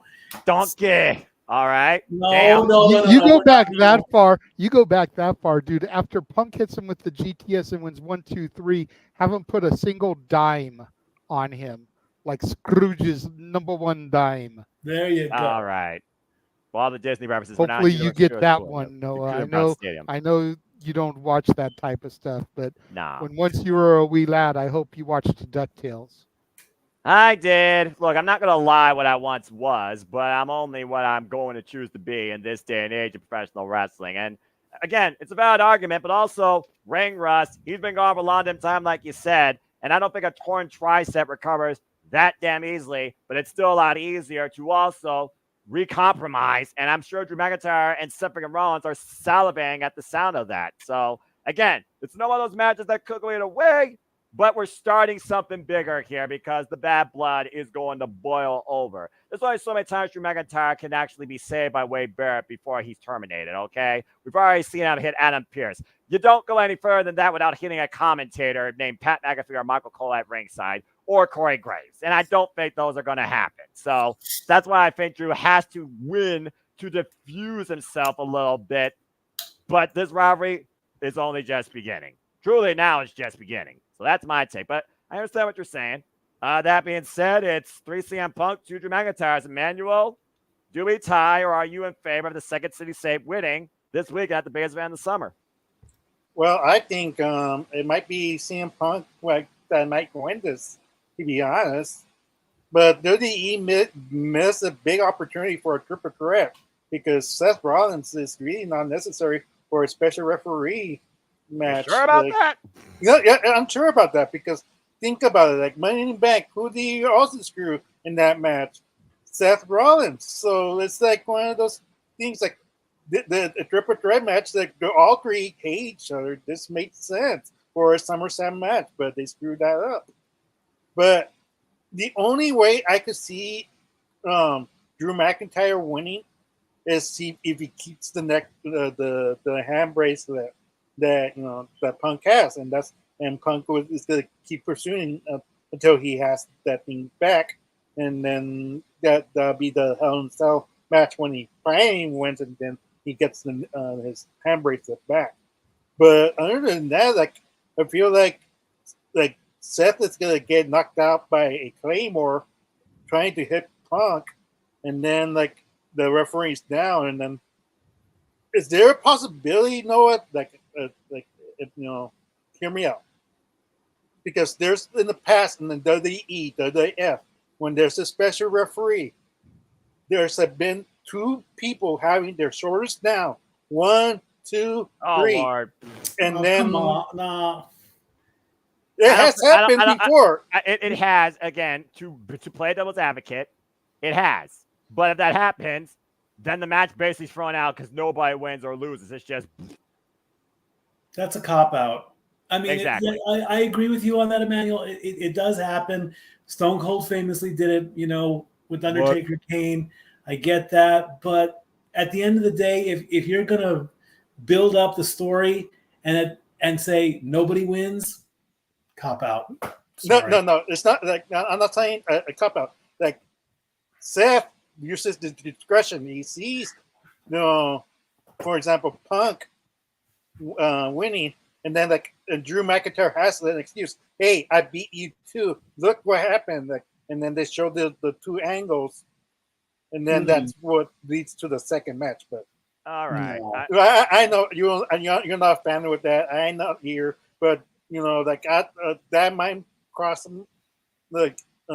I still think more realistically, Seth gets knocked out. We get another referee out here, and he's the one that counts the decision because at the end of the day, we're building towards Hell in a Cell, Drew McIntyre versus CM Punk, and I think to follow that, it's CM Punk and Seth freaking Rollins at WrestleMania. There, I said it, and I'm just going to leave it at that. But let me quickly also say, if you're going to go that route, Emmanuel, you could also, and it has happened before as well.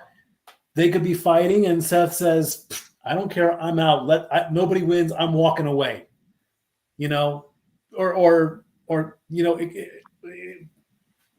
I don't know if Seth would do that unless Seth wants to like hog the spotlight and the story on him. You know, it's like maybe Punk bumps Seth, maybe Drew flat out punches Seth. Seth says, I've had enough. I don't care. Kill each other, do whatever. I'm out of here. Match ends. It's still another cop out, but it could happen. Jada, what you gotta say real quick? I'm leaning more towards what Noah said, I think, and the fact that we could have an instance where, let's say, Drew is pinning Punk. Seth goes for the pinfall, doesn't get the 3 count. Drew gets upset with Seth, probably bumps him. Another referee comes out, counts the 3 count, and then Drew goes to Pierce. That wasn't the sanctioned referee. The referee was supposed to be Seth Rollins. Seth Rollins didn't register the 3 count. I want a rematch. And that's how we get the second match. Maybe they make it 2 out of 3 falls as well and have 2 referees involved just because. See what I mean? There's more story out of this match than just literally Drew McIntyre or CM Punk getting the win here first. And I usually don't acknowledge non-super chatted, but Safet brings up a good point. What if we get the SummerSlam 97 ending where Seth knocks one out, the other one goes for the pin, and then Seth begrudgingly has to count the 3 count? Because we have to get a decision. That's the most that you can do. It's similar to what AJ Lee did with CM Punk and Daniel Bryan when she brought a table in play. Both men crashed through, and at the end of the day, she counted the 3. And CM Punk still retained his championship back then against Daniel Bryan. So there you go. Don't think Seth freaking Rollins won't encourage the use of weaponry here as well. Let the chaos ensue. Why not? We're rocking Cleveland, Ohio. Let's do it. I want to see a guitar card to play and a freaking speaker system. Fudge it. We're getting a bandstand. Sure, it's an AEW. Oh, come on. That's not that bad. Joe Hendry's in TNA, and we no longer walk with Elias. Say his name, and he said his name. appears. Stop it. You stop it. You stop it. You stop it. All right. No.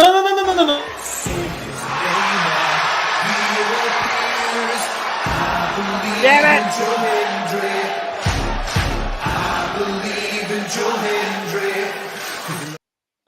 Haven't you heard that I'm a born again Joe Hendry fan now? I mean, I've said his name so many times in the last few weeks. Okay, time out. No, stop real quick. Mike, name me one Joe Hendry match. He just got done with that big title, that Fatal 5-Way just a couple of weeks ago, didn't he? Okay, who's in the match? Okay, so I haven't paid total attention. I'm working on it. Okay, give me some points. At least I believe in him. And for fuck's sake, Mikey! Oh, damn! There it is. I knew that was going to come into play at some point. All right. Well, anyway, so we're halfway now plus through this card. The ballot stands as far as CM Punk and Drew McIntyre goes for the CM Punk to the Drew. And I'm ready to see this chaos unfold too. Before we get into the second half of our mid-card Women's World Championship encounter, let's go ahead and show you guys what else we do at the Multiverse Mirror real quick, because it's not just SummerSlam that we cover. We got a whole schedule planned where apparently some, they might die, but I'll survive. Check this out real quick.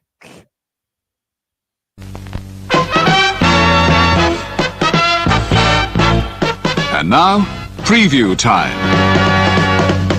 So let's take a look at what's coming your way.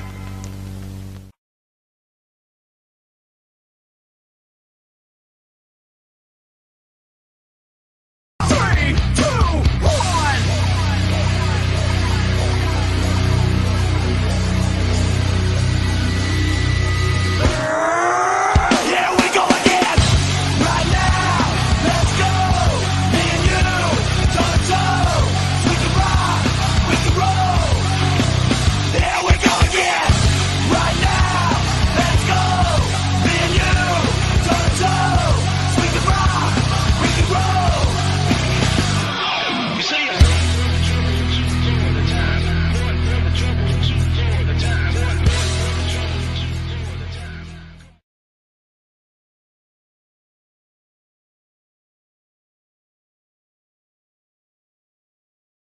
And as always, I like to say here, and pretty much everybody echoes the same sentiments, when it comes to multiversity, we truly encompass, embrace, encourage, enjoy, and take in all the wrestling, all the wrestling, all the wrestling, all the wrestling, all the wrestling, all the wrestling, all the wrestling, all the wrestling, all the wrestling, all the professional wrestling. Damn it. And sports and other combat sports too.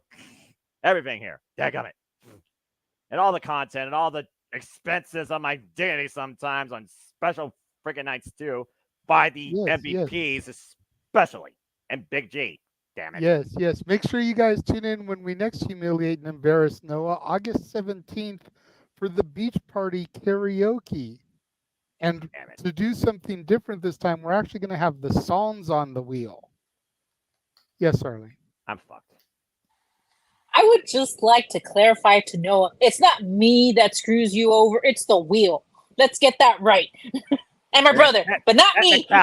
Get this Dominguez out of your mouth. The technicality, you Dominguez are all in cahoots with that wheel and changing that algorithm. I know that 4 times in a damn single round. Are you kidding me? You know, no, you've gone from S's to Z's with their last name like so many times. Well, it might as well almost sound the same letter. I don't know. Anyway, one's like the reverse of the other, if you're being honest, with a digital clock. But yes, we'll be having the actual songs on the wheel this time. That'll make it a little bit more interesting. I've been sharing the playlist with the participants. Hopefully they've been listening to the songs, getting familiar, so that Noah's not sitting there singing the song, throwing his ad-libs about how he doesn't know this song. He's had over a month to listen to the music. The things I do for friends.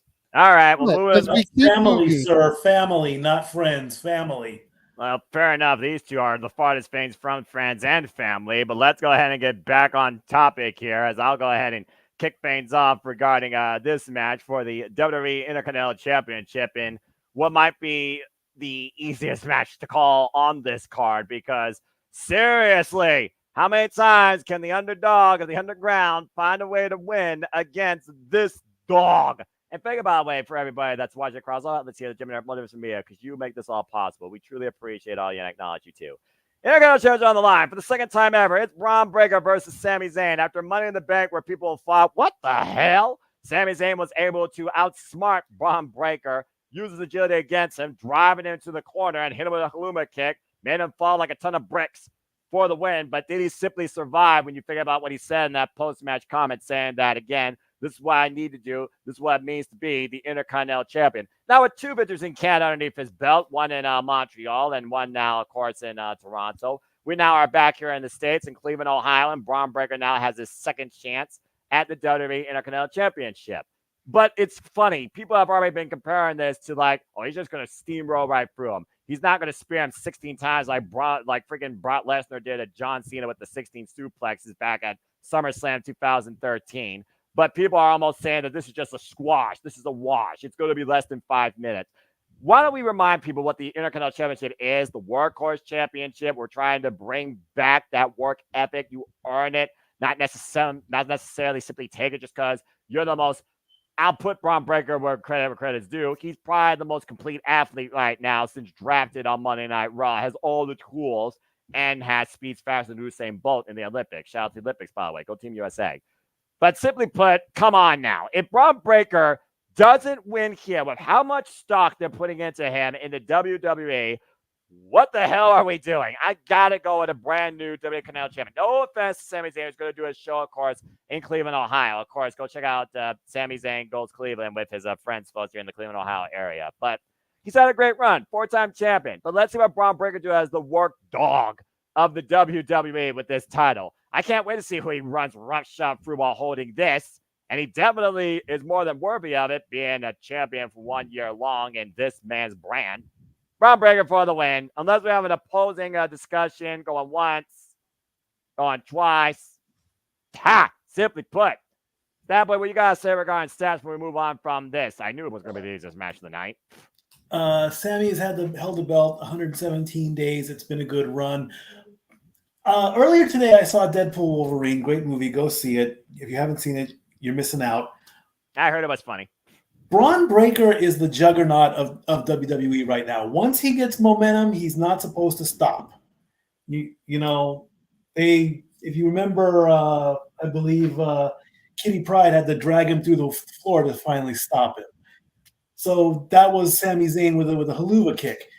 It'll stop him a little bit, but he will recover. Braun Breaker is in the same play as LA Knight. He needs a title as well. So I'm give him the IC title. I'm not saying he's heavyweight championship material yet. He's got to get into that role. He had a great run in NXT. He's doing quite well right now with the IC title. Put the belt on his shoulder, around his waist. I think he's ready for it. Don't get me wrong. I love Sammy. I love El Generico. Whatever happened to that guy? All the way back to PWG. He's a great guy. He's a great person. He's a great wrestler. He's a great father. But Sammy's title reign is done. Let's have some new blood. Give it to Braun. All right. There you go. And majority, believe it or not, some people still believe in Sami Zayn. 13% to 87%. Daniel, of course, echo the sentiments. And again, thank you, by the way, to those that have been watching, particularly on the chat. Safety, Daniel, appreciate y'all as always. That being said, man, I do see you have your hand up before we move on to our next match. What do you guys say real quick? Just the quick note, like right now, like Braun Breaker is just sparing people. It's like once he wants the IC title, the only question I have is what's next for him. Like that's the biggest question I have for him right now as a superstar, because like for me is like what's next for him? Like who's gonna challenge him? Who's gonna be the next good? Yeah, it's like a biggest question mark. Like, do you really want Ilya to go out there to get squashed again? Like to get defeated again? It's like one of those questions. Like right now, there's nobody else to dethrone Sami Zayn but Braun Breaker. So that's the only problem I have with this match. Because right now, like when I was reading the IWC community, they were sick of tired of seeing the same outcome. Like Braun Breaker spears Sami Zayn week after week, and finally Sami Zayn gets the better of him, which makes us think he's gonna win the title. But what if he doesn't? Don't put that out there. I think if Braun doesn't win, he's going back to catering. Sorry, not sorry. Yeah. So that's my biggest question. Like, what's next? I think after the tag match, straight up, I think it's Jey Uso. Jey Uso's a guy that's still looking for that main event spot in his first singles championship. So I'm just going to put that out there right now. Yes, I actually do watch Raw highlights, even though fuck television. So just putting it out there. I think Yeet versus Spear versus Spear, I think it'll be a very interesting program, despite what could be developed out of the main event. Arlene, I see you. Go ahead, then we'll go to Jade, and then we'll move on. What you got to say real quick, Arlene? Oh, I was gonna say, I thought Aaron had like a special one for this match where there was gonna be over or under for 5 minutes. Like I said, respect the Intercontinental Championship. So that being said, you want to go ahead and give your time real quick, then we'll go to JJ. Oh, I was gonna say it needs to go over 5, but that's the only thing I was gonna say. I think it's gonna go over 5. I hope everybody here agrees. But that was my only thing. That's the only thing I was gonna say. Oh, that's fair. I respect that. And the majority believe it's going to go over 5 minutes as well, 84%. What do you guys say regarding this, JJ? Because, again, Braun Breaker, let's be honest here. If anyone's going to know and endorse Braun Breaker, it's going to be you. He was the guy of your NXT since you discovered him and discovered your NXT to begin with. I was just going to respond to Statboy and say, I don't know whatever happened to El Generico, but I heard that El Renegado de la Lucha Libre was recently spotted outside in El Torito a couple of days ago. What did he eat? Taquitos. There you go. With queso on top? Of course. There you go. Mr. Vesa to watch it down. Ah. Cheese is a happy place. Okay, we're not turning this to a cheese conversation. Yeah, ask him about that. Okay, move on. What? Ask me about what? Food? No, I was asking Renegade about how much cheese he used to eat, but that's a different story. Yeah, if you want to hear that, super chat based on the amount he puts out. Yes. And I promised Mr. Jeff that I would be behaved when it came to these streams, except for open mic night. So I am gonna throw it out there before we get into this next match that if you expect me to go off my rocker and rant, it's going to be a $20 super chat to my channel. You've been warned, folks, because watch him, but also watch her. It's the Liv Morgan Revenge Tour for the WWE Women's World Championship.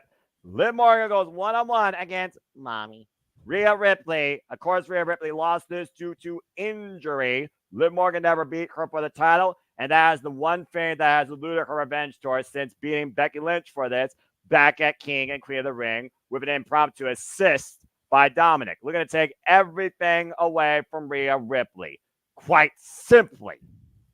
That being said, that's your cold opener here where we talked about cause and effect earlier. Judgment Day for the Judgment Day, whether this is before or after. Does the revenge tour finally get accomplished? Or once again, if there's one constant in WWE when Rhea Ripley's on your screen, is Mommy still always on top? Darlene, what's the future of the Women's World Heavyweight Championship? Does Mommy get her prize back? Or does Liv Morgan's revenge finally be accomplished? Oh, JJ's gonna love me right now when it comes to this. Okay, I think Liv is gonna retain. I don't want her to retain because her only match so far as women's championship has been against Zelina Vega. Zelina Vega. I'm sorry, Selena, but seriously. Yeah.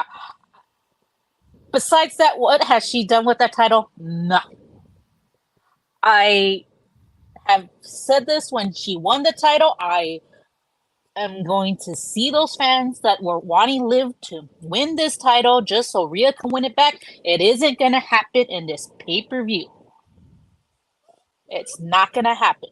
And it goes back to whether I think Dom is going to cost Rhea the match. I don't think so. I think someone else is going to probably cost her this match. And then Rhea's going to question Dominic's loyalty. This is where I feel like WWE has put themselves in a corner.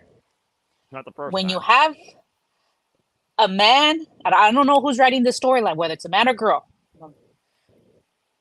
But speaking as a girl, when you say you're going to take away everything from them, you can't take away something that's no longer yours. And that's where I find fault in this storyline.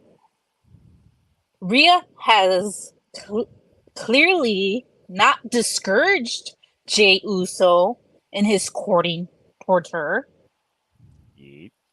She could easily move on. And this is why I say they booked themselves into the corner.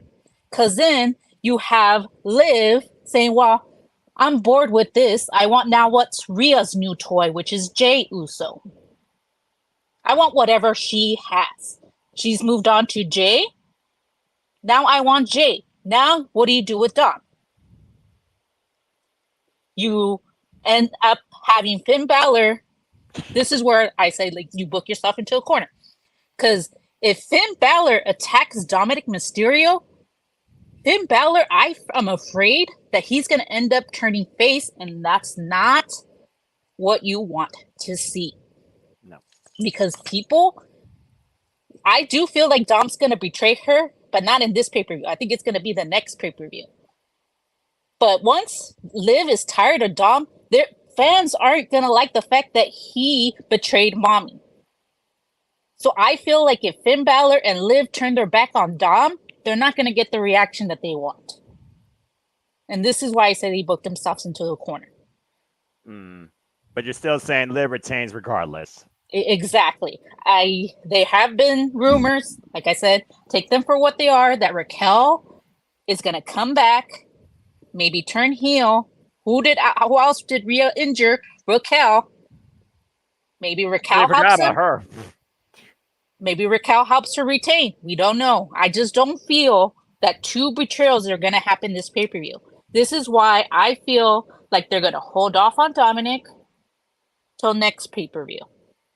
But they have to be careful, because if Finn Balor and Liv turn on Dom, they're not going to get the reaction that I think they're going to get, because they're always going to remember that Dominic betrayed Mommy. Well, maybe that's what they want to do, considering Rhea Ripley's the top babyface. But that being said, Arlene set the ballot to Liv Morgan retaining, and a majority do agree with you here. 81% to 19% here across now 31. And unfortunately, I have to agree with some as well, because at the end of the day, if W is going to be edgy going towards Netflix, what's more edgy to any non-wrestling fan than a love triangle with somebody that used to work as a waitress at Hooters? Just saying. That being said, I agree with you, Arlene. I think Liv is also retaining. So right now it stands to Liv. Unless we got a disagreement, we'll move on or get some stats. Are going, why do I see Emmanuel's hand?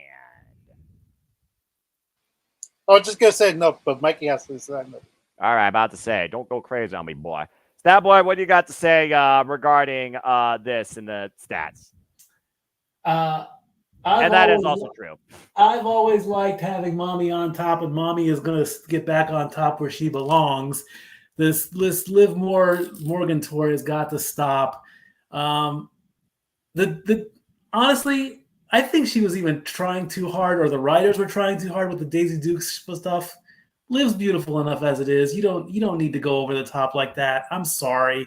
That's just like, that's not the Liv Morgan I know. I'm sorry, but that's where she has jumped the shark in this title reign. It should now be over and done with. And if you've noticed, if Damian loses, Rhea gets the belt back. Somebody in Judgment Day, one of those two have to have the belt. So that's why I'm also doing this. 68 days so far for Liv. This is going to be their 15th match against each other. Rhea's already up 6 against 3, so let's make it 7. I'm almost saying end the love triangle, if that's what you want to call it. This ain't no love triangle. This is a bad telenovela gone horribly wrong. I mean, regular soap operas don't even write this stuff anymore. It's old news. It's garbage. Give Mommy her belt back. Bottom line. Oh, nothing would make me happier to see Liv Morgan cry me a river without that title in her hand. But if I know WWE and they have shows called Bad Blood coming, and you're trying to make the women have as much of a attitude adjustment towards going to Hell in the Cell than the men, then the number one women's rivalry right now to push that narrative is Rhea Ripley and Liv Morgan. And the only way that is carried forward is if Liv retains Dominic, Finn Balor, Raquel, some other person, blah, blah, blah, blah, blah. That being said, that's all I got to say about that. And the only reason I'm watching this because of Rhea Ripley, because Rhea I respect as an athlete. What do you guys say real quick, man, before we move on to our main event? Yeah, just a quick note. Like when the highlight when Liv was burning the Dom's pictures, I was telling my sister Orine, like there was a baby face picture of Dominic. Is there a possibility that it could be Liv and Finn Balor versus Mommy and Dominic in the near future? And then that's when where like the test of authority comes along. Is Dom and Mommy's side? And that's where the betrayal goes along. And there's the ruse all the time that no matter what happened, Liv always had the upper hand, and that's what the direction is going. But right now, what I see the people saying, "Oh, this is the best work Liv has done." No, it hasn't. You're only intrigued because of the person who's involved, Rhea Ripley. After that, who's next? There's nobody. The Selena Vega is dead. again? Selena Vega again? Because she's a threat? I don't know. There's no storyline without Rhea. This is why I agree with my sister. They booked themselves in the corner, because if Rhea doesn't win it, then like who's gonna be like why continue the tour and the revenge tour, like, and also like I know Mikey and Noah hates it, but look what Dominic did to Liv. She made her cry and made him a Taylor Swift pun. Look at what he made her do. Burn his picture. Burn his.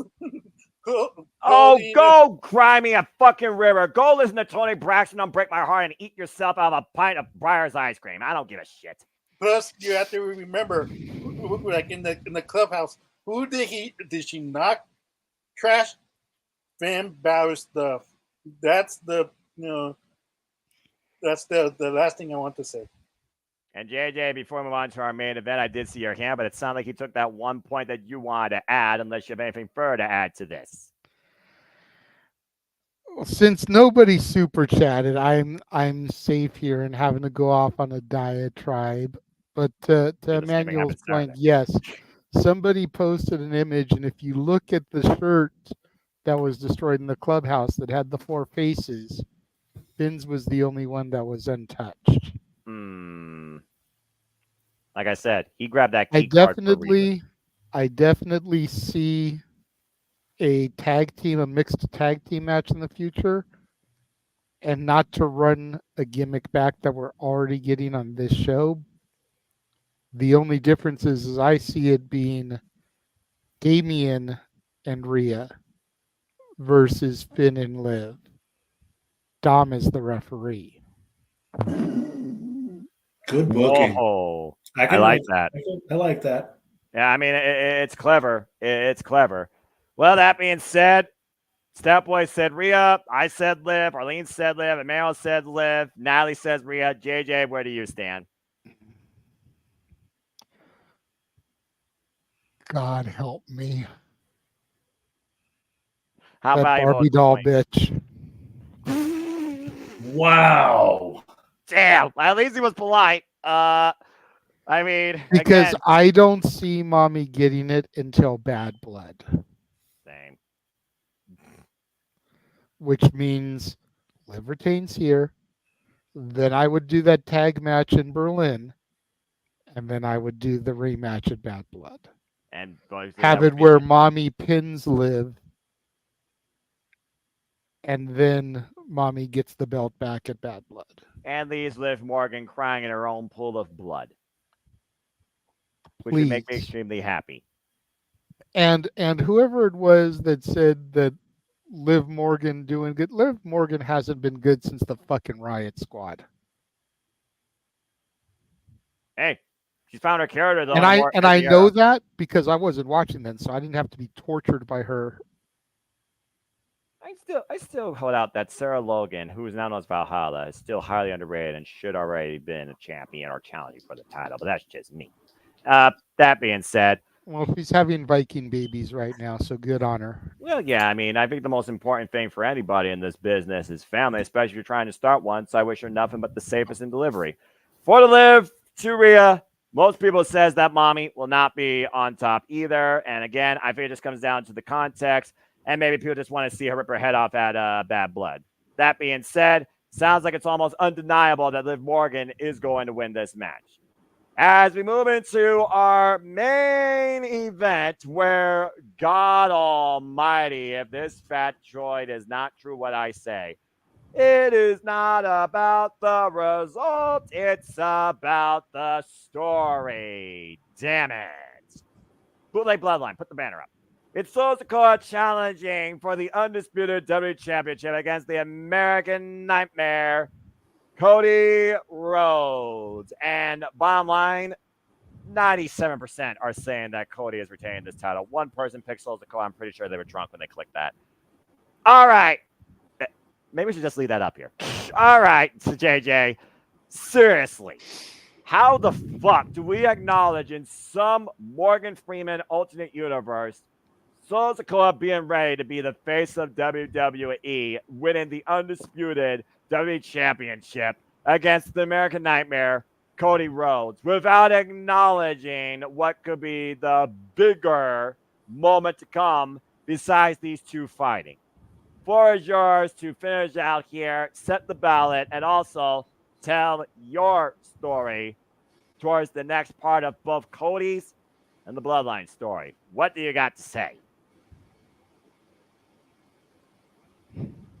This should be very cut and dry. But it's not. The reason it's not is because we all pretty much know. It's gonna be Cody. We don't work for the E.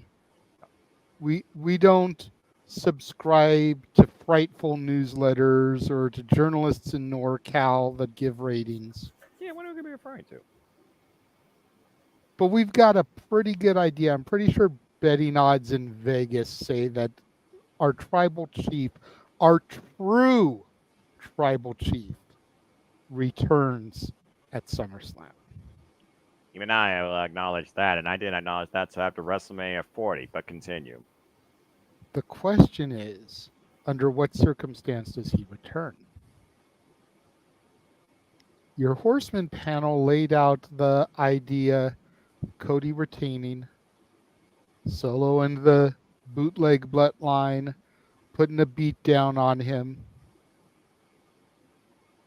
Maybe KO comes out, Randy Orton comes out, they all get decimated by the bootleg bloodline, and then that oh so familiar music hits. And Paul Heyman walks to the ring with our tribal chief. Roman Reigns, at least temporarily, on the same side of things as Cody Rhodes. It's one way. The other way I could see it going, and this is why I feel like it's not so cut and dry as everyone may think it is. Solo does the unthinkable. He actually gets the victory. He becomes champion. The new bloodline is celebrating in the ring. That music hits. Roman comes out and basically demands that Solo hand the belt over, and Solo refuses. Wait a minute. You're supposed to acknowledge your tribal chief. You're not the tribal chief anymore. I am. And then we start the slow burn to War Games. Meaning there's not even really opportunities for Solo to defend his title because we're laying the foundation to War Games. Giving Solo a championship reign until at least the Rumble, probably. Is that a long shot? Yeah. Could I see it in this new Triple H era? Yeah. Because Solo Sikoa was one of the heavily featured members of the Rainbow Bright NXT 2.0.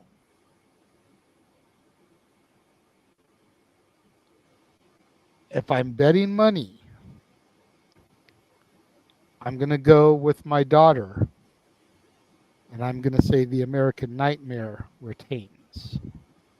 But don't be surprised if it goes the other way, because I could definitely see them booking it like that.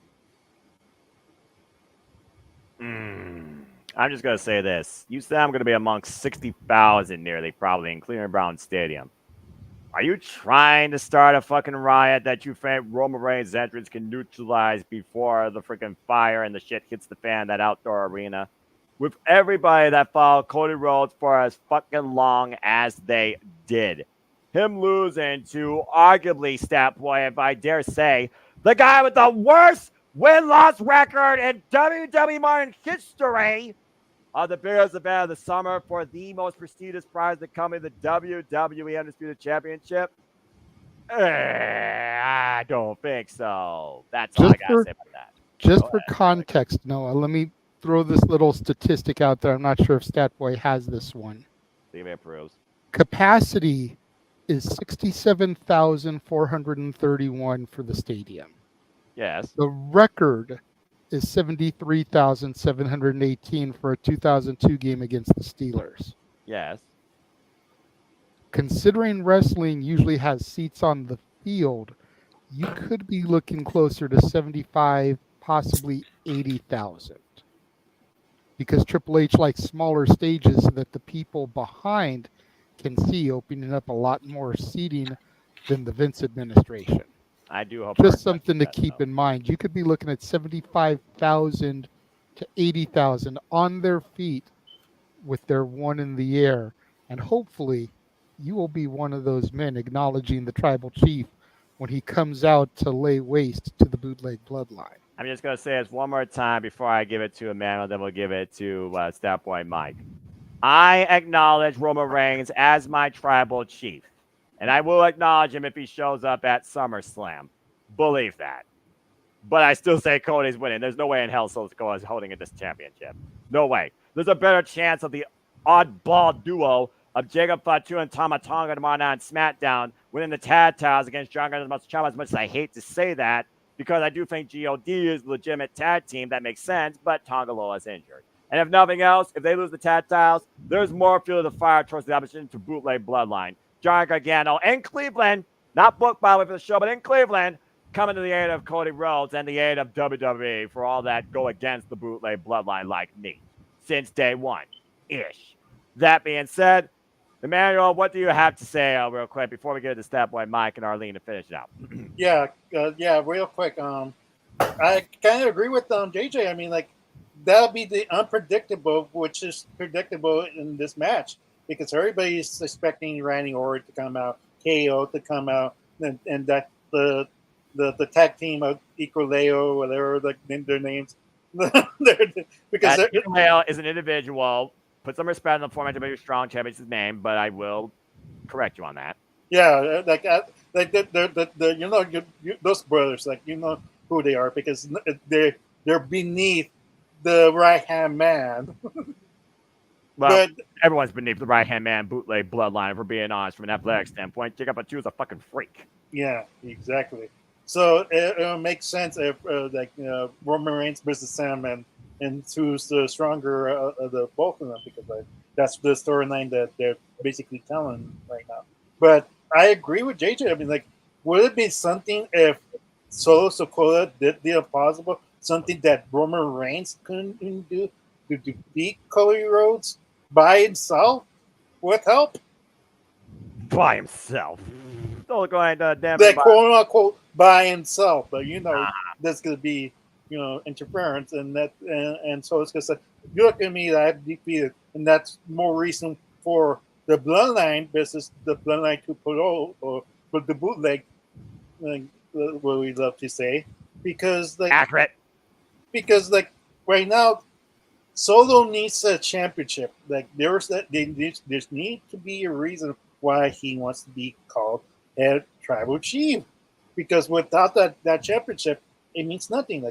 He needs because the Samoan dynasty always acknowledge whoever has the title is the head of the table, and what's left for Solo supposed to do to win that championship in SummerSlam, and that would make the storyline for Survivor Series War Games more interesting. Not only Roman Reigns is facing the WWE Championship or the Undisputed, whatever they want to call it now, and the Tag Team Champions, and there'll be the deck is stacked, like nobody could stop them. And I'm just saying, don't give all the gold back to the bootleg bloodline. All right, Yeah. seriously, I don't need a rewind of the previous era and the Paul Trish Levesque era with these people trying to be Roman, Jimmy, and Jay. Just saying. I know, I know you don't like the idea, but it might happen.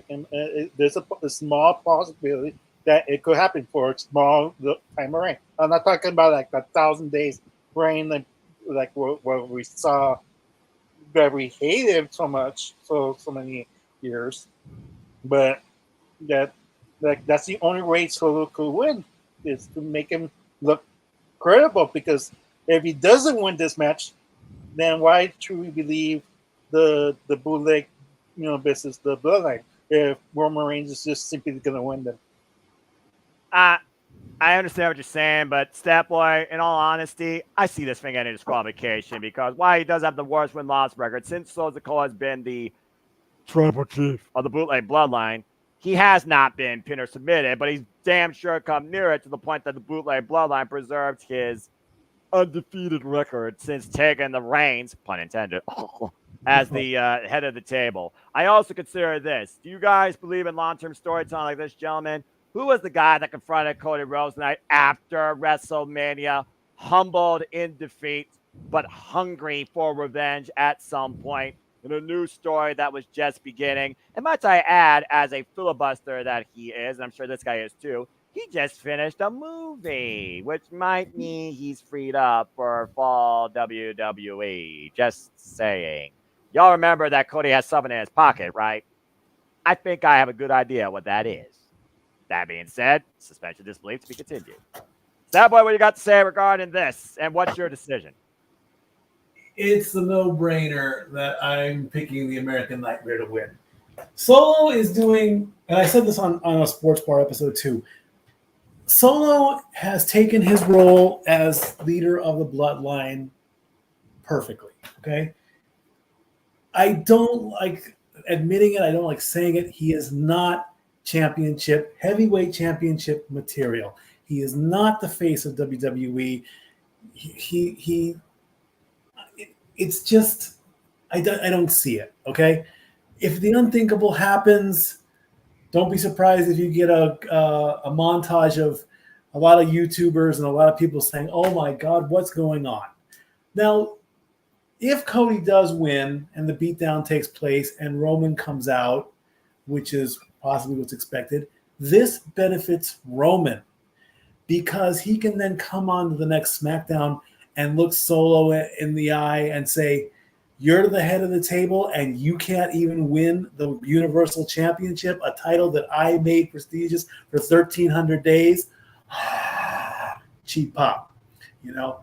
That's the way it could be written like that. Now, also remember, though, on the flip side, Solo has said that if Roman wants to take the head of the table, I don't remember if he did say the championship. I don't remember if he said anything about the title. But if he did say head of the table, if he wants to take that away from me, he can come, he knows where to find me.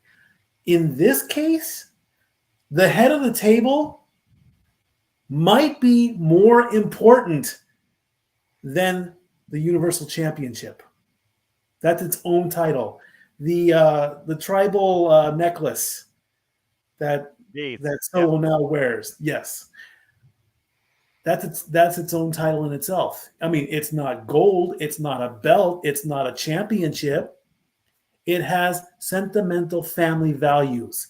It is the symbol of their Samoan family dynasty. Hey, if you're going to go after that, if I was part of that Samoan dynasty and I was I want that championship. I don't want a gold belt. I want to be the top guy in my own family first. I want that tribal necklace. I want that power. I want that right.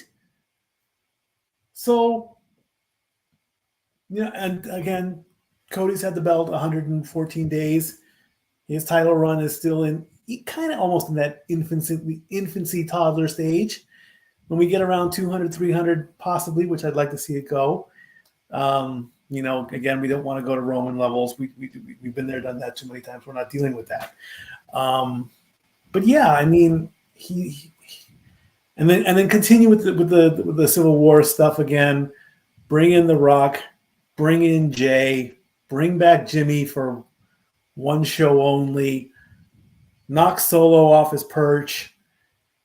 Then Roman and Rock can go after the belt for 2025. Cody wins hands down. The nightmare continues. Well, there you go.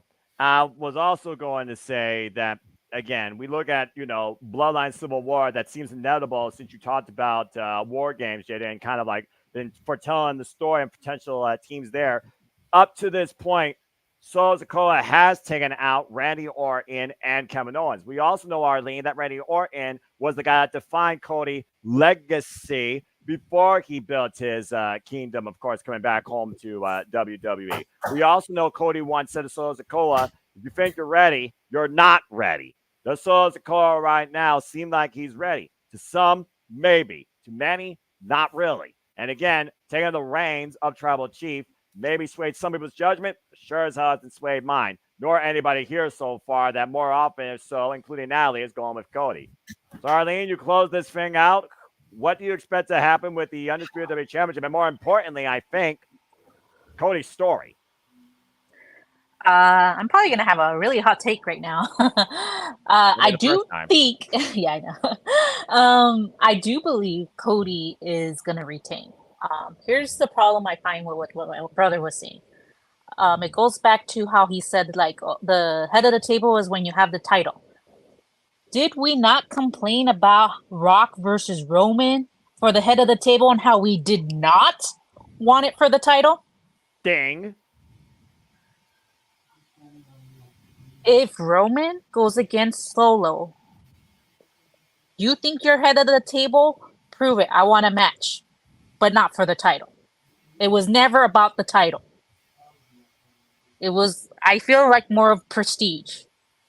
Like Mike said, like it's more about the necklace. It wasn't so much the title that made Roman like the head of the table. It's because of what he did to become what he is today. His legacy, so to say. I feel like this is going to end where bootleg, sorry. The bootleg.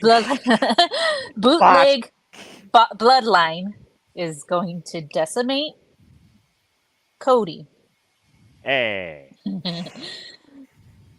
And they're walking up the ramp. And Michael Cole, Cody Graves, I'm pretty sure Cody Graves is going to be there because they're always when it comes to the pay-per-views. Pretty much, they're the two. Yeah. So they're saying, well, you know, this sucks. Just like CM Punk. Once the WWE, you know, little thing comes out, bam, that's when the music hits. That's when you have Roman, because you fans are going to be like, damn, like we thought he was going to come back and you're leaving mad. Like people are probably going to be in the parking lot. And then that's when they're going to hear that song. They're not going to fight. They're just going to be facing each other, Roman and Solo, and cut. You don't know what's going to, and makes you want to tune into SmackDown because nothing was said. Nothing needed to be said. They're just face to face. Now you're like, what's going to happen next? Dun, dun, dun, to be continued. Would be the first Triple H caught off guard with a logo, too. That is literally his MO. So, for me, I just feel like a lot of people are like, oh, Roman's going to come and save Cody. This just feeds to the Cody, like people like with the whole Cody crybabies, how they don't like his reign, that, you know, they're all been just like his reign has been lackluster and they can't wait for Roman to come back. Let's just face it. He needs to fix the bloodline before he faces Cody again. Fair. And to be honest, he needs to figure out, like, take care of Solo first before anything. And like I said, that doesn't need to be for the title. How many times were we complaining how his 1,000 reigns and like he just kept the title? Now we're just gonna give him back the title. Like that's where I find problem and issue with this scenario. Because if you give it to, sorry, no, you're fine. I basically, just to say real quick, Roman said he's not about quantity. He's about quality. Honest to God, I don't think that man ever needs to wear that championship again. Exactly. So that's my feeling too. This is where you start building new talent. I'm sorry, people, that Roman Reigns has had his glory. Let someone else have the title. It's time to move on. It's time to build up new stars. I'm sorry for those Roman Reigns fans. Let someone else have it for a while. Let Roman Reigns just be Roman Reigns, where he doesn't need the title. Let him just fight for his prestige and like his GOAT status. He does not need another title. And for me, it's just I don't want Roman Reigns to rescue Cody. Because then it's just going to prove all those people that hate Cody. Oh, no, Roman Reigns had to come and help Cody Rhodes. See, this is the guy who beat our tribal chief. I don't want to hear that. That is why I want it to end where, like, he doesn't really save him. He just faces Solo Dakota. Like, he didn't really help him. And you leave that whole still storyline. I don't think the bootleg bloodline is going to win the tag team championships. They're saying Jimmy's going to be back and cost them. Who knows if maybe, and who knows, and they're building up this bootleg bloodline so strong. You don't want them to look weak against Roman, but with them decimating them, like Roman just beating them all like Superman. No, we don't want that. It's time to make Roman Reigns weak for a little bit, and then have those, like Cody had his Avengers. Roman's gonna get his Avengers to come and join his fight, and thus War Games will be made. Exactly. So basically, you're about Cody continuing to run his kingdom while maybe trying to put away a previous legacy, while Roman Reigns looks to reclaim his dynasty from the ground up the hardest way possible, with War Games probably being the first battle and not the last. But that just leaves me to think about one thing, though. Where's the final boss come into play, JJ? Again, we talked about it before. You fought next year. Possibly you might get Rock and Roman for the title of head of the table. Well, right now, Solo's saying that he's owning it. So clearly one of those two men need to take it from him unless you want a triple threat. And as far as Cody goes for the undisputed WWE Championship, you pretty much can open the book on the WWE roster towards who might be worthy enough to face him for that WrestleMania. Or is that The Rock's story now with Cody? And are we just building it even earlier than we did with this last story that started all the way back in October with Bad Blood being in the hometown, by the way, of the American Nightmare, Cody Rhodes? Just saying.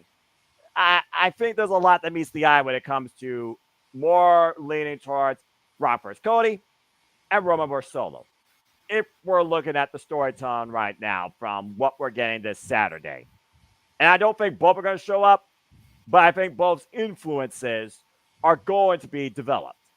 That's all I have to say. But bottom line, it's got to be Cody. Cody's winning, period. Cody's winning. That being said, Mail, I do see your hand up. But before we move into closing thoughts, Mail, you got something to say real quick? And then I see JJ has his hand up as well. Go ahead, Emmanuel. Yeah, the reason why I'm entertaining Solo needs the championship, because right now, if Cody does win, it's going to be feel on second rate, below the Bloodline storyline, because that's the main storyline been talked about from the last couple of weeks, and that's when that's a reason why maybe we've been guessing wrong. That we've been talking about Sami Zayn being part of the Bloodline, but what if Rock is part of the Bloodline? Because we haven't seen Rock ever since, and then Rock betrays the Bloodline and joins the bootleg Bloodline at War Games, and that would be the disadvantage, because we're this Rock late in this all fiasco per se. So that's why I feel like if Solo Sikoa does win the title, at least it's not forgotten that because right now if Cody wins, it's gonna be forgotten. No one's gonna be talking about the title when if Cody holds it. So that's more of a reason why I think Solo might take it. All right. And that's the reason for him not defending the title for a while. Just like Roman Reigns. Roman Reigns would never defend the title unless it was a major pay-per-view. He missed a lot of pay-per-views. If we're going to play devil's advocate, unless there was a major pay-per-view, Roman Reigns defended the title. Who's not to say Solo Sikoa does not follow suit and does the same, not defended the title until Survivor Series, then Royal Rumble, then WrestleMania, and that's more reason to build a star of Solo Sikoa, and then you had to raise and acknowledge your true tribal chief, Solo Sikoa. All right. This guy's sober, but I think he's sounding a little bit off his rocker right now. Nobody wants to see that for 2024 to 2025. And shout out to the Cleveland Colin Andrew. But again, I admire the optimism, but bottom line, Solo's not Roman. He's never going to be. And he damn sure is not my tribal chief.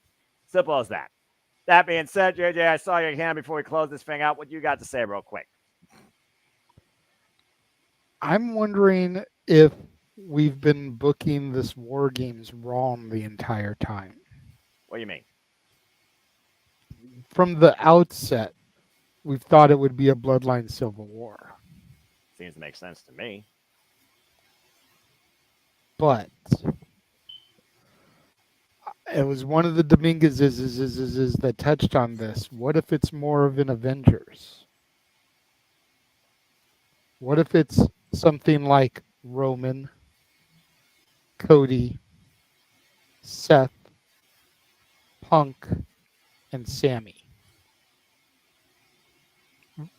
That way you can have the Usos challenging Tama Tonga and Jacob Fatu, or if it's GOD by then for the tag titles on the show,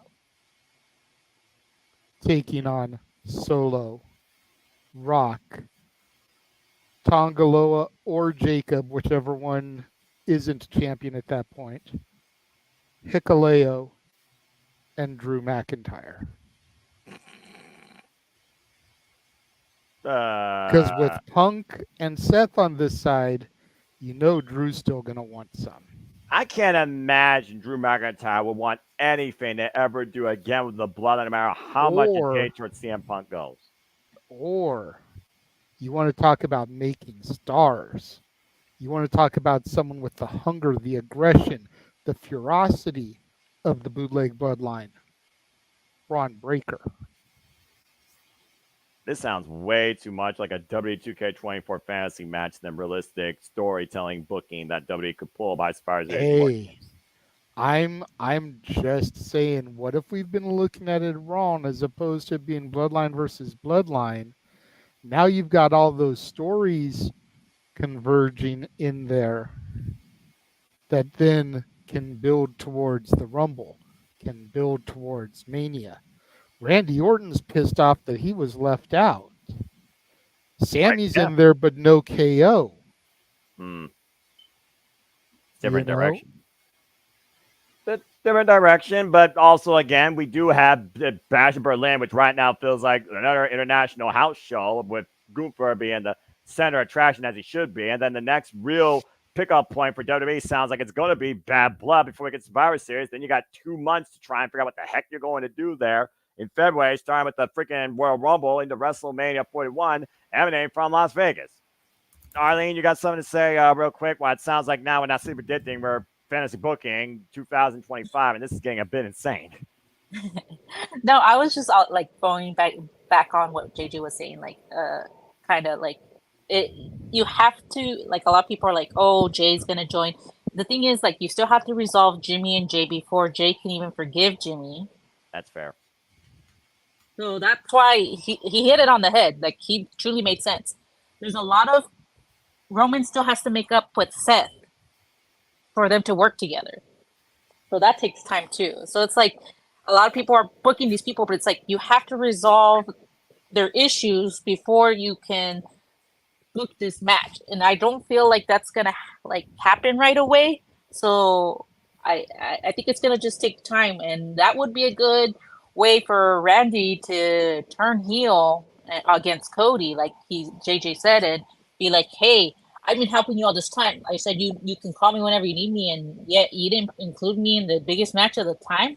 I think he's gonna be salty, and then he's gonna listen to those voices that he's so much says in his song. But never trust the Viper. Exactly. You know the saying, never trust the Viper. So, either way, I will say this. For a match that feels 99.9% obvious, at least the story is going to further all of our interests. Regardless, Cody Rhodes is winning the Undisputed WWE Championship. Con here real quick with a thought. Great friend, of course, Mother Premier. Please follow him, folks. Prime Cuts. Hope you're doing well down in Cleveland, bro. If I don't see you Saturday, I hope to see you again soon some point. Jimmy's going to run down after Jay tries to come down and help Cody. It's not about a brother-loving deal right now. It's about revenge on Bloodline 2.0. Bootleg Bloodline. Let's call it Bootleg Bloodline, folks. Love the font. Again, Jimmy, he was the very first victim, the SmackDown to WrestleMania. It sounds like to me he is the perfect first domino to come out in a hoodie to stop Solo from winning. Because every time we've seen a championship match regarding the bloodline, it was always somebody in a hoodie that came to the Tribal Chief's aid. What if someone this time comes to a hoodie against Bootleg Tribal Chief? I'm just saying. And again, I'm going to see it all unfold live on Saturday. But I think that being said, we'll go ahead and close things out with you all thinking about this. Do you acknowledge Roman Reigns still as your original tribal chief? And are you hoping to acknowledge him Saturday? And where do you think Cody's story goes from here? Because believe it or not, that's the card, and that's all we got to say for now. So thank you again, folks, for tuning in, as always. And Colin, nothing but love to you, brother. I will enjoy myself, and I do hope to re-engage with you again soon and acknowledge you. We acknowledge all of you for tuning in. Of course, you make this all possible. Your passion, your support, your super chats, your thoughts. Thank you for tuning in. Again, please like, subscribe, comment, tell a friend, and get your predictions and your opinions matter too. I will also be putting it in the comments down below once this stream concludes. Some quick opinions here. Can't wait to be live. It sounds like Christopher Ross did that. Roman needs to come back. All of us missed him. We're the ones. I can't wait. Greatest SummerSlam of all time. There's some people excited. Again, their opinions matter too, and I like seeing that positive commenting versus some bizarre commenting I've seen sometimes. But I think that's all I got to say for now. So again, we'll bid you all here shortly and find out do. Before we conclude, let's go around and give everyone's plugs and shills and tell where you can find them. Again, the Dominguez is always a pleasure. Always appreciate these two. They're the MVPs of the multiverse of media. Arlene, good luck to you against your brother. Amanda, good luck against your sister. Respectfully, Arlene, where can people connect to find you? You can find me on Facebook, Instagram, and Twitter. And yeah, like we'll see what happens. And if they steal any of our ideas, you gotta pay us. I'm just saying. You're not getting royalties. My brother Eric from ATW is stealing from royalties for limitless power with AEW. It's not gonna happen. Dang it. Anyway, save your money for karaoke night. Nice name change. I see what you did there, you jerk. Anyway, Emmanuel, go ahead and plug where people can actually find you. Yes, Emmanuel Dominguez at Facebook, EDM7324 at Instagram, and then people are gonna get pissed if so does win, and then you have to acknowledge your true. I have to get that. This guy's gonna become public enemy number one come Sunday morning if that happens. I'm gonna tell you that right now. Anyways, like it should be a good show, and let's hope like nothing goes bad happen, because the kind of type of pay-per-views get too overbooked, but it seems like it is, sadly. Yeah, it seems like a fair balance. I'm gonna guess the show starting at 7. By the way, folks, starts at 7 p.m. Eastern Standard Time, not 8 p.m. Eastern Standard Time. 3.5 hours tops. Then I'm gonna hang out at the bar and drink pop or something. I don't know. Something! Anyway, because I got a few hours till my bus comes. That being said, That Boy Mike, a pleasure. Always fun having you with the stats and stuff. Where can people find you and Dory Lou? Follow me on Twitter at LBStatKid1977. Follow me on Instagram at StatBoy13. Watch Statboy Sports Bar every Tuesday at 6 o'clock Eastern, 3 o'clock Pacific. I might have initially announced that there would not be a sports bar on August 24th. That is now not happening. There will be a sports bar on August 24th. We did have plans to go to the Braves Twins game, but because I can't read an MLB schedule properly, the game is in Minnesota and not in Atlanta. So those all plans were scrapped immediately. So my schedule's wide open through my birthday. So we'll see what happens in September. Anyway, I'm glad to be part of this panel and all the predictions. Noah, be safe heading into Cleveland. Have a great time. Bring back lots of T-shirts for your family because we love you. And enjoy it. Don't worry about the watch-alongs. Take a break and enjoy the show. Then talk about it later. I love you all, family. Stat Boy out. Yeah, fair enough. And of course, last but not least, JJ, what's up, bro? I'm curious how you're going to have a sports bar on August 24th when that's a Saturday. Botch. Not only is that a Saturday, that's my woman's birthday. See, I can't even read a calendar. Not only can I not read an MLB schedule, I can't read a calendar either. Wow. It was August 27th that I wasn't. Yes, that's a Tuesday. Yeah. Good, Mikey. Well, still, I can't read either one. So if Jeff can't count, Mikey can't read a calendar. There you go. If you know, you know. The numbers, what do they mean? Good grief. 1 and 1 and 1 is 3. How about that? I understand that reference. Thank you. But to my shows, you can follow me on Instagram, the Renegade JJ Williams. You can find me on Twitter, ROWJJ Williams.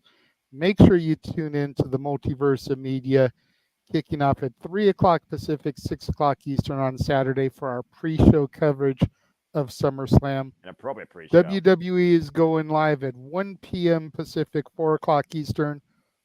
Fuck that. There is no point in us doing a 3-hour pre-show when there isn't a goddamn match to call. Wasting my time.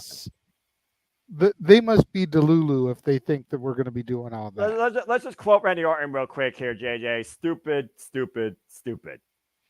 Of course, tune in to the post SummerSlam edition of Open Mic Night, which will also be Noah-less, as he's got to try and recover his voice for Beach Party Karaoke August 17th, where he will be singing the greatest hits of the Beach Boys, Jan and Dean, maybe a little Katrina and the Waves, maybe some Sublime.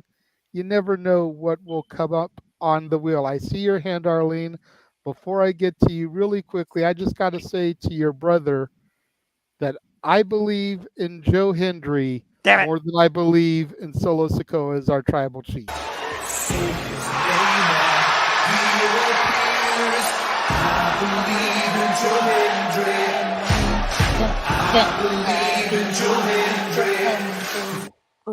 And for those of you that don't, no offense to your boy A-Train. What are you, a fucking piece of shit? Sorry, bro, if that's accurate. Everybody believes in Joe Hendry. Get on the bandwagon. You did that on purpose. Say his freaking name.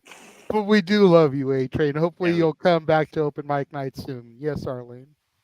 I was just going to say, DJ, your birthday's the 22nd. Mine's the 23rd. Just saying karaoke. Just saying someone might be donating generously on August 17th on behalf of her birthday. Just saying. I look forward to it, Arlene.